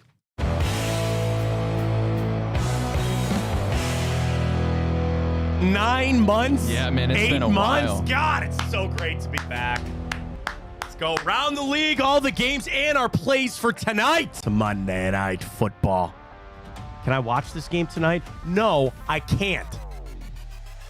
I'm cutting the cord this afternoon. I'm making the phone call. I had to sit down with my wife. You want to know what this first page is, Ryan? That's literally all of my research on why I'm going to cut the cord. There you go. There it is.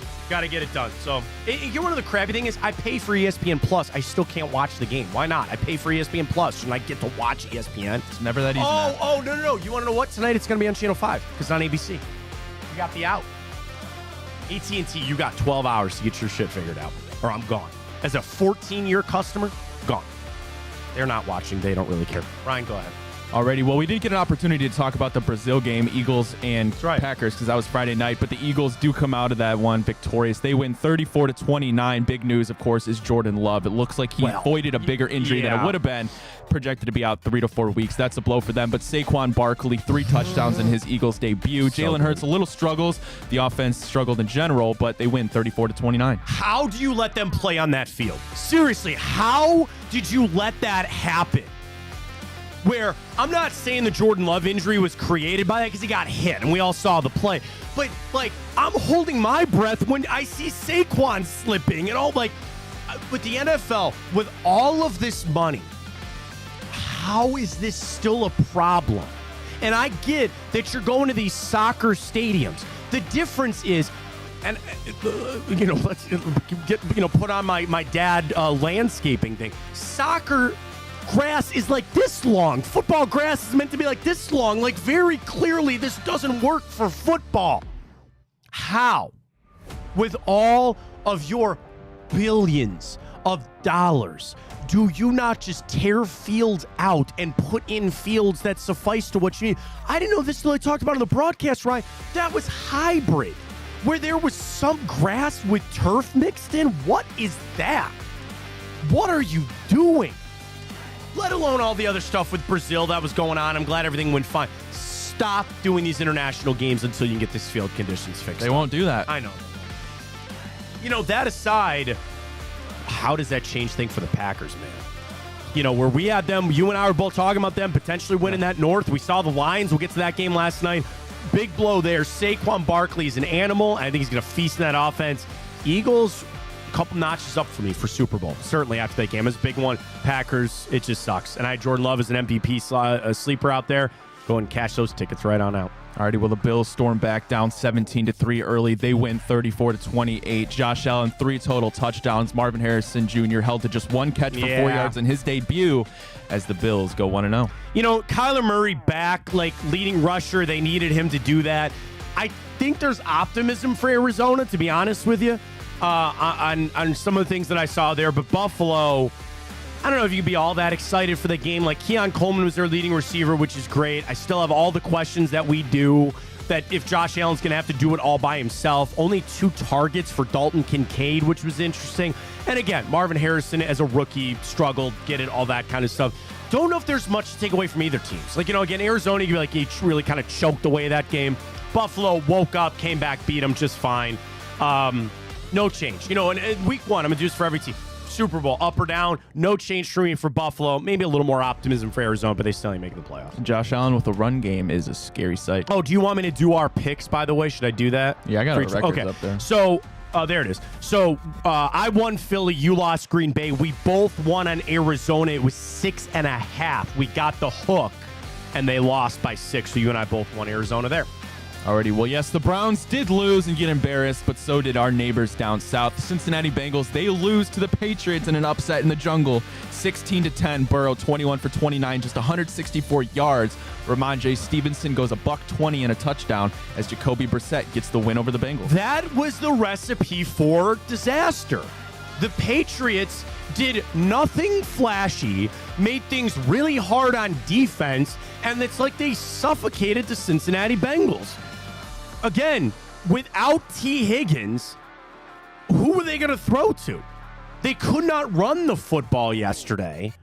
And you saw how many times did they pan to Joe Burrow on that game, and he's just standing there looking like Eminem, going like, I don't know what the hell's going on right here. And especially at home. That game felt like it was played at Gillette. That was the biggest takeaway I have from that is the Patriots did exactly what you thought they were going to do, and the Bengals still couldn't stop them. I think it's a bad loss.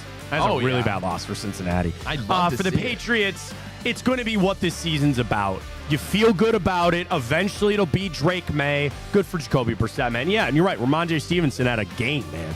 Pushing that offensive line around. Great job there.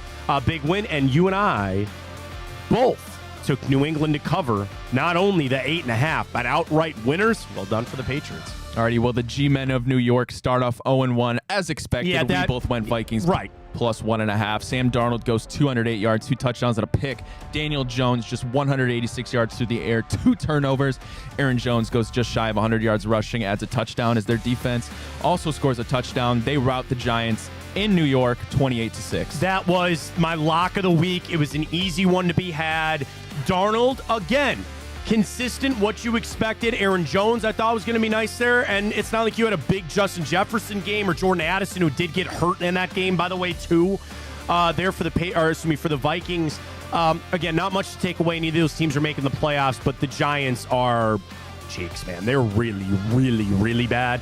And the Vikings just, hey, man, picked up the win. They did exactly what you thought, and you are correct, sir. We both had Minnesota minus 1.5, which I'm shocked it was not more, but there we are. Alrighty, well, Caleb Williams makes his long-awaited NFL debut. Just 93 yards total offense for the Bears, under 150 yards, but the defense carries them in this one. They storm back down 17-0. They win 24-17 as Caleb Williams moves to 1-0 in the Chicago era. Will Levis, interceptions aplenty, same thing. They're not going anywhere for the Titans. I think you would take some positivity out of the Bears, like mostly Caleb Williams, that he did rebound the way that they did. I didn't watch too much of that game other than seeing the highlights of Will Levis choke it away, basically. And I think that's probably more the chalk up here is that Tennessee gave that game away for the Bears. But well done, and we both had Chicago to take that win, minus 4.5. They did that. Alrighty, well, the Carolina Panthers, they stake their claim once again as the worst team in the National Football League. They get routed 47-10. Bryce Young, 2 picks. Derek Carr, 3 touchdowns, 200 yards. This one was all New Orleans early and often, Matt. You know, a lot of people started bringing up the resurgence of the Saints, and who's their new offensive coordinator there? I don't know. Clint Kubiak. Because I saw tweets that people go, man, Derek Carr must feel really good in this new Clint Kubiak offense. Let's just talk about that they beat up on the worst team in football in the Carolina Panthers. I don't even want to pile on poor Bryce Young anymore. Now, here's the weird part. Both you and I took Carolina, did we not? Yeah. Because I was worried that I didn't think the Saints were going to be all that. Remind me, don't ever take Carolina again. We both lost that one on Carolina with that. I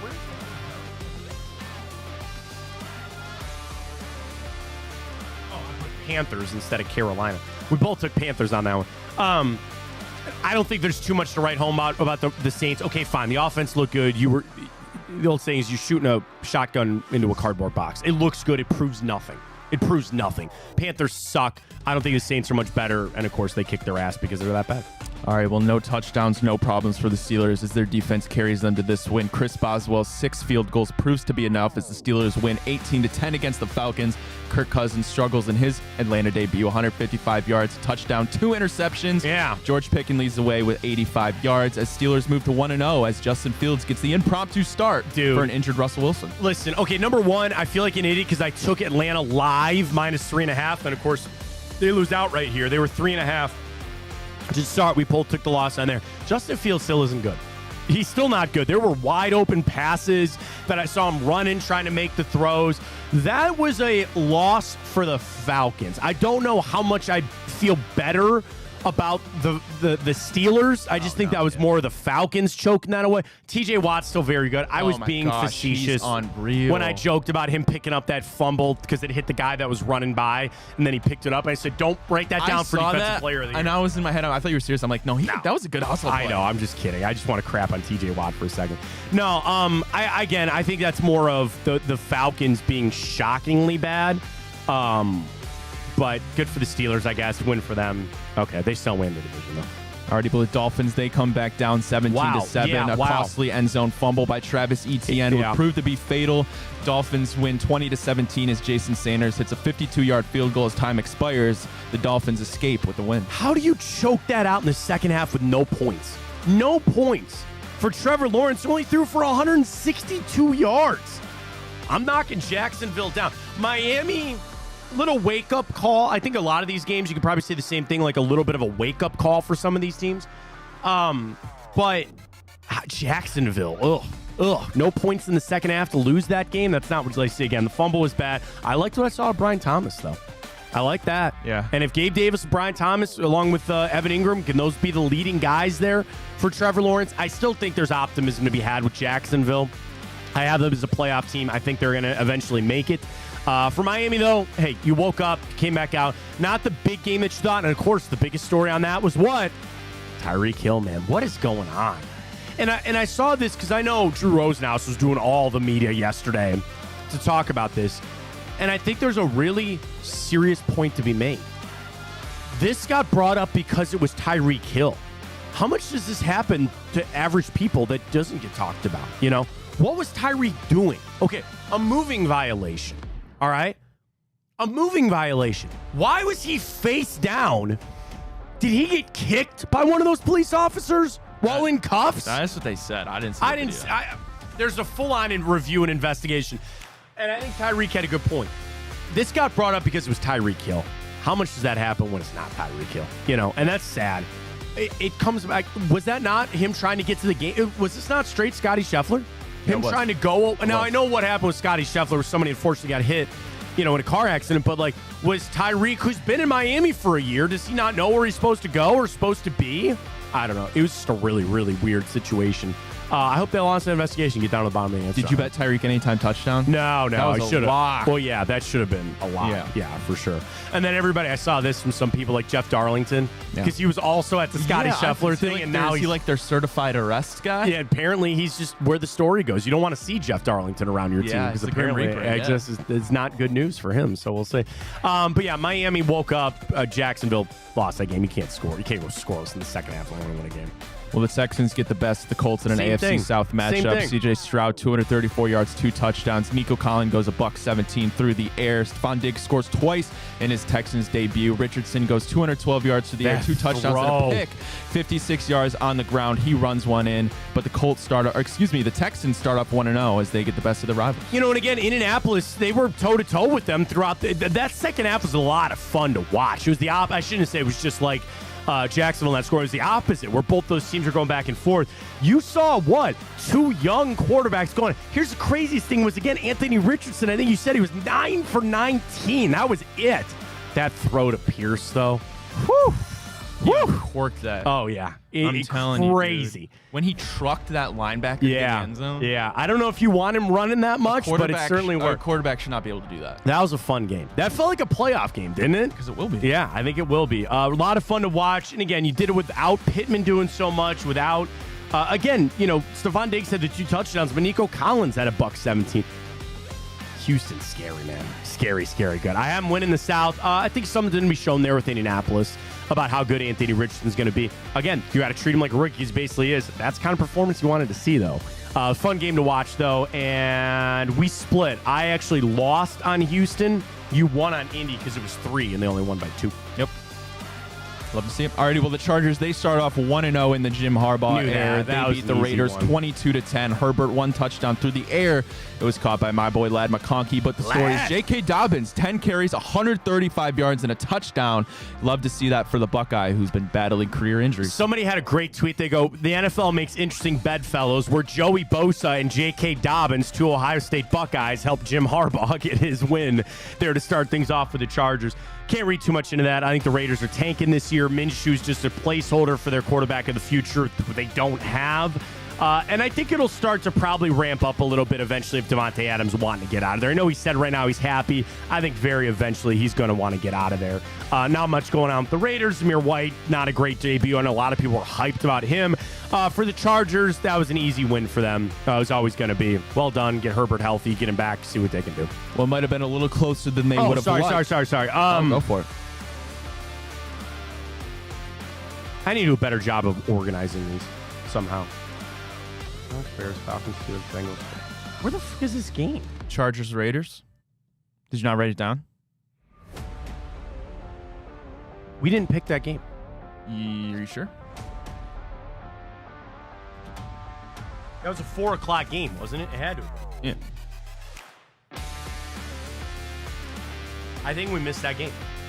Hang on. 1, 2, 3, 4. 1, 2, 3, 4, 5, 6, 7, 8, 9, 10, 11, 12, 13, 14, 15. We missed the game. We missed that game because I only have 15 on my sheet. We missed it. Oh. So, Well, I think I would have picked Chargers and you would have picked Raiders. yeah, I think, very clearly. I think that's how it would have gone. So we'll scrap that out. Sorry, we missed that game. Alrighty, well, a little bit closer than they would have liked, I'm sure, but Mike McDonald gets his first win in his debut as new head coach of the Seattle Seahawks. They win 26-20. Bo Nix, 138 yards, 2 picks in his National Football League debut. Not good.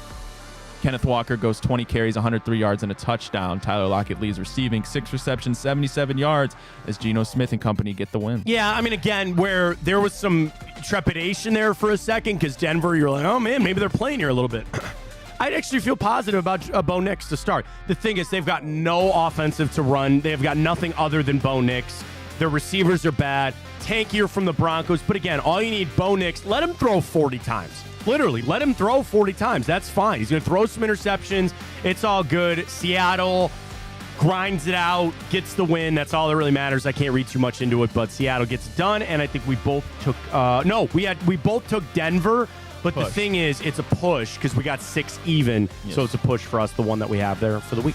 Alrighty, well, couldn't have gotten off to a better start for Baker Mayfield and the Tampa Bay Buccaneers as they rout the Commanders 37-20. Baker Mayfield, 289 yards, 4 touchdown passes. Mike Evans was the recipient of 2 of those. Jaden Daniels in his debut, 148 yards through the air, but 88 yards rushing and 2 touchdowns. Yeah, good job. Again, good start. Same thing with Bo Nix. Get these guys the experience. Don't get them hurt. I took Tampa. You took Washington. Tampa, the Falcons down now. Like, what a switch that is. I still think Tampa might be a good shot there for that AFC South. Already, well, an overtime thriller for our first Sunday night football game. Great game. The Lions edge out the Rams 26-20. Cooper Kupp for the Rams, a career high, 14 receptions, 110 yards, and a touchdown. Goff, 1 touchdown, 1 pick, 217 yards. Jamison Williams with a great game, 5 receptions, 121 yards, 1 touchdown. Could this be the breakout year for J-Mo? Maybe, because they weren't really throwing Amon-Ra St. Brown, which was interesting. I thought Goff was off a little bit, but you forget Jahmyr Gibbs and David Montgomery. The Lions are that good. I think there's positivity for the Rams other than Puka Nacua, who got hurt in that game. What a blow that could be. Kyron Williams was fine. That felt like a playoff game. It might be a playoff game. Stafford back in Detroit. It was a really, really fun game to watch last night. Cooper Kupp is so back. Yeah, I thought that was going to be a big year for him, too. Dude, that fly needs to F off. I think I got it. Got no body, though, so I don't know where that goes. I took Detroit. You took the Rams on that last night. Yeah, that's kind of BS. I could have seen it either way. But it was a lot of fun for that game to get it done. All right, tonight we'll get to the Jets and the 49ers. We'll get to our play on that. We'll get to an abbreviated time up. We got to get to our bracket. But it is a new week for a big prize on the line. Yeah, are we going to I still don't know what our potential giveaway is. No, you don't. Is it, can I get a hint? Is it something good? I think it's very good. Okay. I think it's something you would want to win. I know it's something I would want to win. Do I get any more? You don't have to. I don't mind. I mean, do you want to know? It's up to you. No, I think it's better if we don't say what it is. Okay, fair enough. So here's where it is. First off, oh, by the way, we got to pick our winner for the end of the show. Yeah, we do. We do. So do this. Go to @MattFontana Show. Drop us a follow there on Twitter. We're also on YouTube, and you can subscribe to our Twitch channel and go to the brand new Big Play app. Download it. iOS, Apple, it's coming soon to Android. Get it for your Roku TV. You can watch. I'm watching Bruce's show right there. Enter the Jungle. Chico's Countdown Kickoff. Come get some. Us, The Return, Hanford, Bobby, Big Play Cleveland. It's all the. When did they have Rich Franklin on? Oh, that was a little while ago. That was a little while ago. Yeah. Stephen Kwan interview was a little while ago, and you can get what it was? Jameis Winston. It was the week that McGregor fight got called off. Oh, nice. Okay, yeah. So there you go. Folks, we got Jameis Winston here. He's going to be a part of us every single week, and you can get it for free on the Big Play app. Here we are. Here's my ugly mug right there. Right there. Get it on the Big Play app. And I saw some things out there for some giveaways that we had rocking here at our tailgate. We'll tell you more about the tailgates when we get a home game come back around. You can catch us all there, but follow and retweet on Twitter. We'll pick our winner for our Big Play merch package this week. But, Ryan, we go 5 for 5, buddy, and we're back to the even bigger giveaway. Oh, I sure hope, man. Let's do it. Here we go. feeling good. I feel really positive. You want to know why? All the guys that moved to new teams, they're now eligible for this. Yeah, I hope it updated. Oh, no, I would be shocked if it didn't. They're on top of this stuff, I think. I think they're good. Okay. All right. Now, I'll tell you this. Okay. Before I didn't even really look at it yet. If we hit one and it didn't update, we will not take that out. You get what I'm saying? Yeah. Like, if we put Cordell Patterson for the Steelers, and we know he played, I watched him play. Yep. That's not an L for us. Yep, I agree. Okay? You agree with that? I agree with that. Here we go. No night. Look, we've been on this Monday Lifeline bull crap. Today's not the day. Let's go. Go. 50 sacks, Seahawks. Who's their legacy one? Don't they have a legacy one? Not that I can think of. Really? Hey, who's a legacy defender for the Seahawks? You'd say Bobby Wagner. Yeah, but I thought there was like a legacy edge that I can't think of. You're my old head guy. Not that I can think of. Now, your answer there, can you get off that so I can see the top two? I'm sorry. I didn't. Thank you. The answer we go with is Jadeveon Clown. Does he have 50 sacks? Oh, he's got to. How does he not? I mean, hold off, because then... Oh, let's get the other ones. All right, go ahead. JJ? Yep. Aaron Donald. All right, let's fill out some of these other ones here. Green Bay, Seattle. Is that not Jimmy Graham? Didn't he play for both the game? Yes. Now, does Jimmy Graham... We don't need him anywhere else. Jimmy Graham's good. Right. He definitely played a game for both, right? Am I making that up? No, 100%. He was in Green Bay for a couple of years. This is not Randall Cobb, Yeah. right? Right. He played for the Texans. Yes. And then I was thinking Brandon Cooks, Texans, Cowboys, right? Yes, that would work. Yep. And I don't. Now, do you need well, Yeah, right. Thank you. We got to be better on that. You're right. We got to be so much better on that. So we can God damn it. Fly? Yes. I'd throw that MacBook at it, but I think Gab would be upset. Oh, distracted. All right.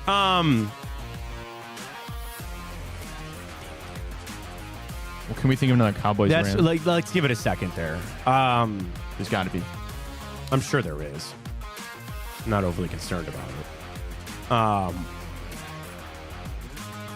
Well, Texans, Cowboys.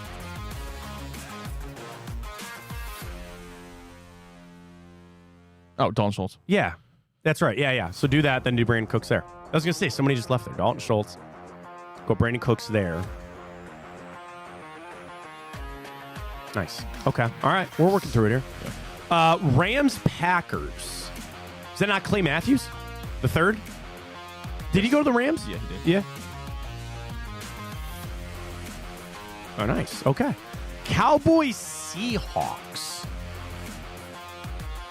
Cowboys, Seahawks. Where did Stephon Gilmore sign? I forget. Vikings? Yeah. But he never played in Seattle. Right. All right, Matt Hasselbeck, I don't think ever went to Dallas. I feel like there's a receiver. Yeah, I do too. Like Josh Gordon never played in Dallas. Percy Harvin, Doug Baldwin. I don't think either played in Dallas. I don't think so. Running backs, Marshawn Lynch never played in Dallas.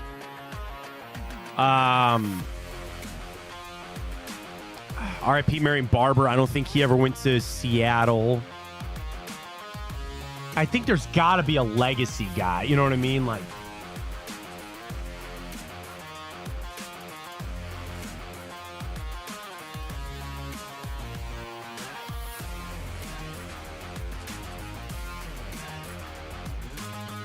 Nick Van Etz. That's a deep cut. I mean, did any of the people from the Legion of Boom go to Dallas? I feel like they had to. No, Richard Sherman didn't, and Cam Chancellor retired, only ever playing for the Seahawks. I'm pretty sure. Bobby Wagner never played in Dallas. No. And Dallas now, like Malik Hooker, he was in Indy, but he never went to Seattle. Sean Alexander, I don't think ever went to Dallas. No, Josh Gordon never played for the Cowboys. No. Quarterbacks. Geno Smith, no. Drew Lock, no. Matt Flynn, I don't think so. Teddy Bridgewater never played for the... Or Geno Smith never played for the... Geno Smith never played for Dallas. Teddy Bridgewater played in Dallas, but I don't think he ever played in Seattle, right? Yeah, I don't know. Tyrod Taylor, I don't think played in Dallas. Oh, man, this is a tough one. No, we're right. There'll be Okay, something we got that time. comes up. We got time.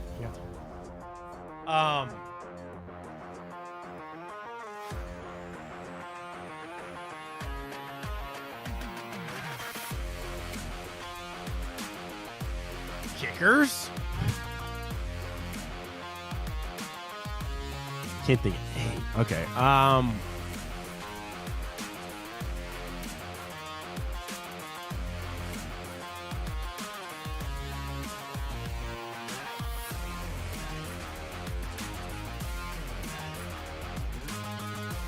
Who is Russell Wilson's backup? Quarterbacks and stuff. Tavares Jackson. I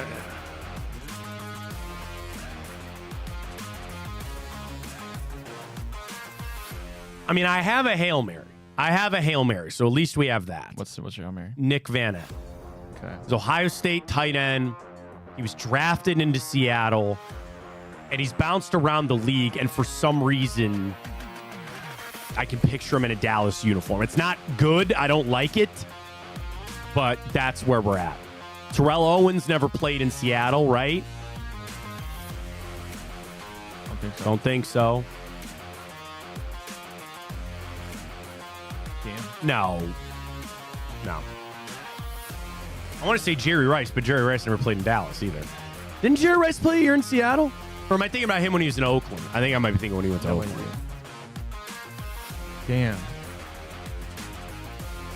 Randy Moss, no.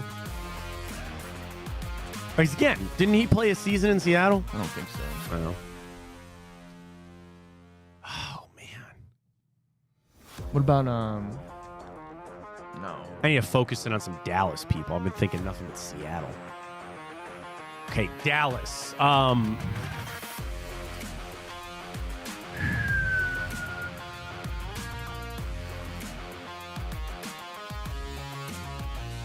Well, Jermaine Ifedi is here now. I know he was in Seattle. I don't think he ever went to Dallas.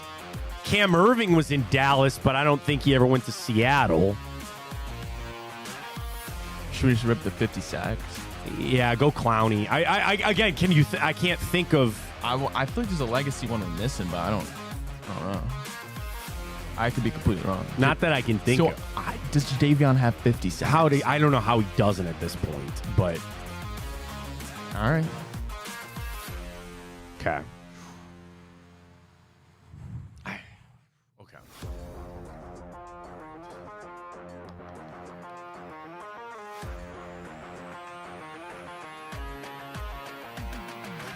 Marco Murray never went to Seattle.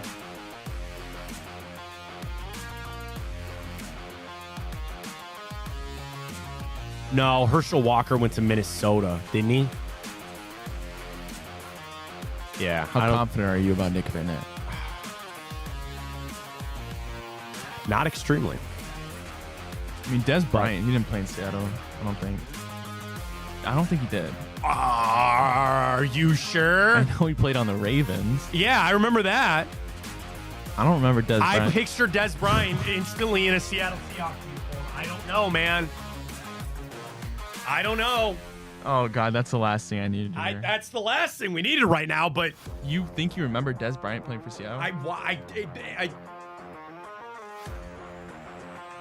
I don't know, man. That or Nick Van Ent? What do you want to do? How much time do we got? 8:57. All right. That's 9 minutes.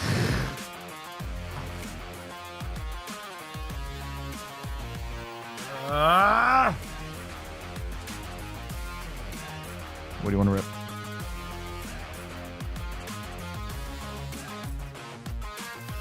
It's the opposite. I know Nick Van Ent played for Seattle. Yeah. And we know Des Bryant played for Dallas.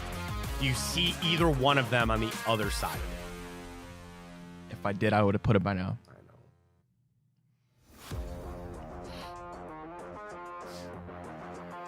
Wait a minute. No, Jason Witt never played in Seattle. I picture Des Bryant. I don't know why, but I do. Really? Yeah. You don't? I don't. But How many years? What were his 10 years? years. I mean, I know he went to the Ravens. Go ahead. yeah.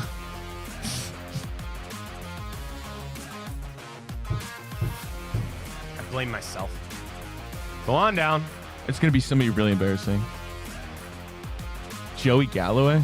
I wouldn't have gotten that. Jeez. Go click on it. You're not gonna be able to see it. That's all right though. Sorry. Jason Peters. That was your. Oh yeah. I mean, Joe Kitna. Yeah. I mean, honestly, that's about it. You know, like, I mean, I'll see what the YouTube said if they came up with anybody. No, and Nick Van Etten would not have worked either. Oh, somebody did say Joey Galloway. Joey Galloway. I wouldn't have gotten that. All right, you know where we got to go. Oh, man. Every Monday. It's Monday. It's every single Monday. It's Monday. Every time. Every time. Every freaking time. All right, what do you want to start with? I don't know. We always seem to like do teas or trash or something like that. Mhm. You want to start with some of the G? What do you got? Going? It's 2 G's. I don't want to use 2 G's. What about Great? gripes? Or gripe? Sure. Okay. G. Can you put the music back up? I feel better with the music on. There's no G. Oh, I'm sorry. You're right. IP or IE. Sorry. What about H? H-I...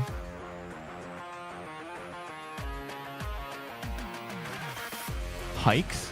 Sure. Because we can use the S. Okay. All right. Okay. So what about? So it probably starts with an E or an I. Yeah, try it.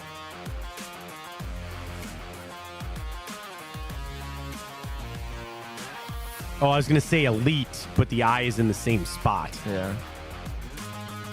It's 2 E's as well. Yeah, but we can find out if it's 2 E's. All right, if we can't come up with something better, do elite, because then at least we'll, flush out some other words. E-O... no. How about something E, like N-E? N-E? Yeah, like N-E or M-E. No, that doesn't look right.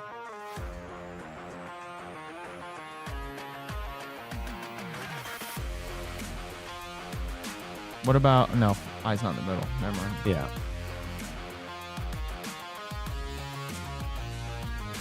F-E...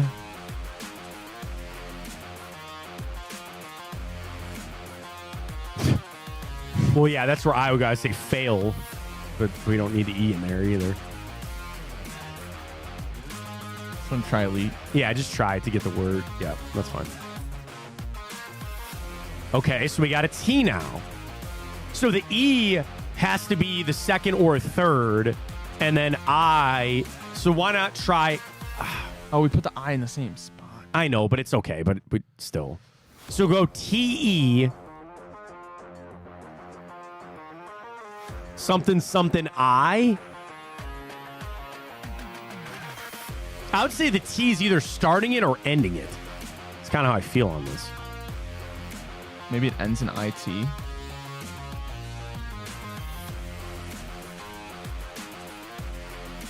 And it doesn't start with an E. Wait, watch this. What? Oh, no, there's no R, damn it. Why? What were you going to say? Brexit. I don't even know what that was. How's that not only 5 letters, too? Oh, I guess it's not. It's part of the game, Ryan. Man, we're just tilted today. Something C? C-E? CTE? Yeah. CTESPN? Yeah, okay. Antonio Brown. C-E-T.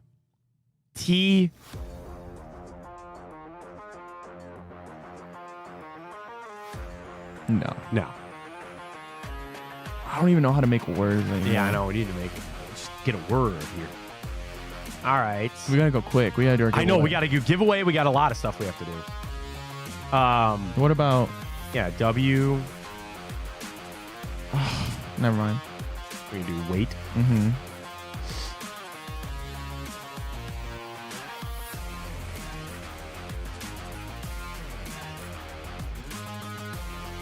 Dude, I don't even know. How about F? E. T.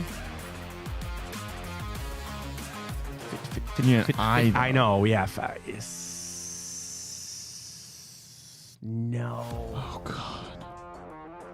I think at this point, let's just get a word up with something. Even if the letters aren't in there. You know what I'm saying? Like, Detroit? No, I'm just kidding. Yeah, it'd be nice to have some with an E in the middle so we can at least see where the E goes. Yeah. So try...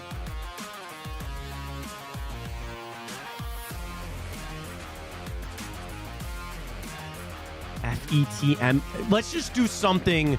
Take the I out of it. I want to do something E-T, because then we'll figure out where the E goes and potentially a spot for the T. So, or yeah, you can do that too. I was thinking like M-E-T. Just do metal. Just do metal, because then that'll get us an A, and then I know L's not a thing, but that's okay. Okay. So it probably starts T. It probably starts T. So go T-E. What about... Oh, well, there's no S, but... In tennis, like the game is two N's. I don't think that's a word. T-E-N. I'm miserable. T-E.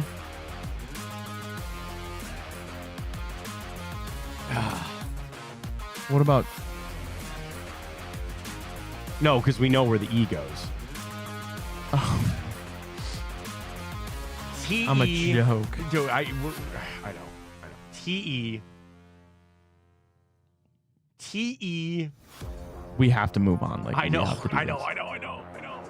And there's not another E. T-E.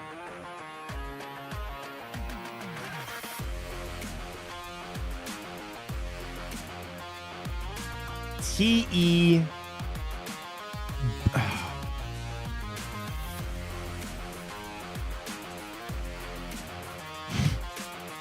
Go.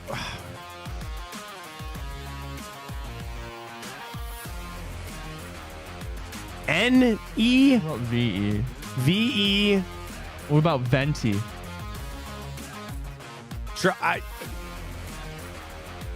Dude. So the I... Oh, so it starts with an I. It starts with an I. I-E, okay. I-E. And there's a T somewhere in there.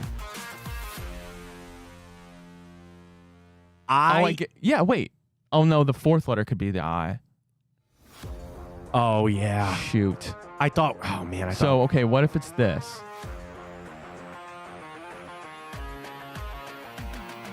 T. But the T, it might start with the T.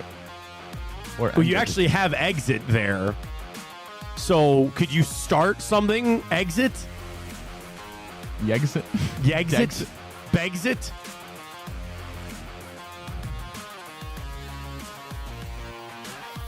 Oh, jeez. Jexit? Wexit? But it could start with a T. Could start with the T. So put the T back there. So put T-E X I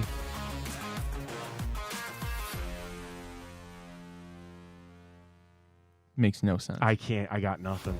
We are in some trouble. Dude, we can't give this up today. Not today. Crap.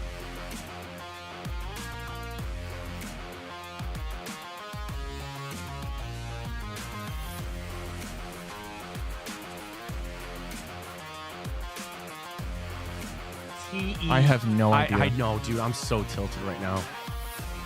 TED? DET? Could be. What if it's TEE? Yeah, but then I got nothing from there. Where do you put the I? I don't know. Yeah. Jeez. We gotta give up.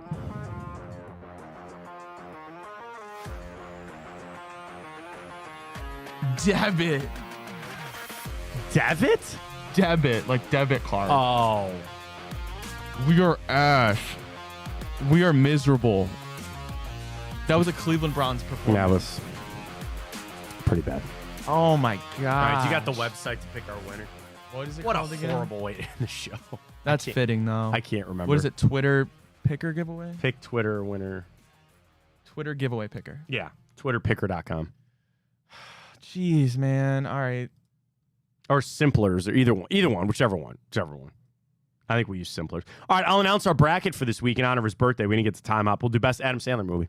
Yeah, it's his birthday today. And actually, by the way, he's on the broadcast tonight with Peyton and Eli Manning. Oh, is he really? Yeah. It's him, Chris Jones, and Belichick? I think so. Something like that. All right, time for a giveaway, folks. We have a prize package from us here at Big Play. Some T-shirts, some swag. We'll send you a DM. All we need is your address and I think your size of your T-shirt. I think we have XL. It might be what you get sent, but let's see what it is. Ryan is pulling it up. All right, so I go to step 2 entries. Yeah, we got everyone. Okay. Continue. You want to do it on the screen so people could see? Yes. All right. Jeez, man, what a bad. I know, what a bad ending. way to end the show. Yes. It's bad. All right. Bad. All right. Okay. All right, guys, begin draw. Begin draw. All right, drum roll, please. Drum roll. And the winner is Mike Johnson. All right, congratulations. Congratulations, Mike. Mike, we will contact you. We'll verify that he's following the show after. But Mike Johnson, congratulations, man. We will send you your prize pack. That's it. I know today sucks. Oh, Monday Night Football. God bless America. Picks. I'm going 49ers. I am as well. It's got to be them. How can it not be? Is it in San Francisco? Yeah, 4.5. I got it 4.5. It's down to 4, but I got it 4.5. I'll take the Niners. Go ahead. Yeah, give me the Niners all day long. We'll get to that later. I appreciate everybody joining us. We're back tomorrow, same time. Follow us Twitter, X, YouTube, Instagram, and Twitch. By the way, Matt Fontana Show. 302 votes, 77% say the Browns will miss the playoffs. And that's how we go. How many people thought that before yesterday? Is a great question to that. Back at it tomorrow for 2 for Tuesday and continue the dissection. For Ryan Tyler, I'm Matt Fontana. As always, take it easy.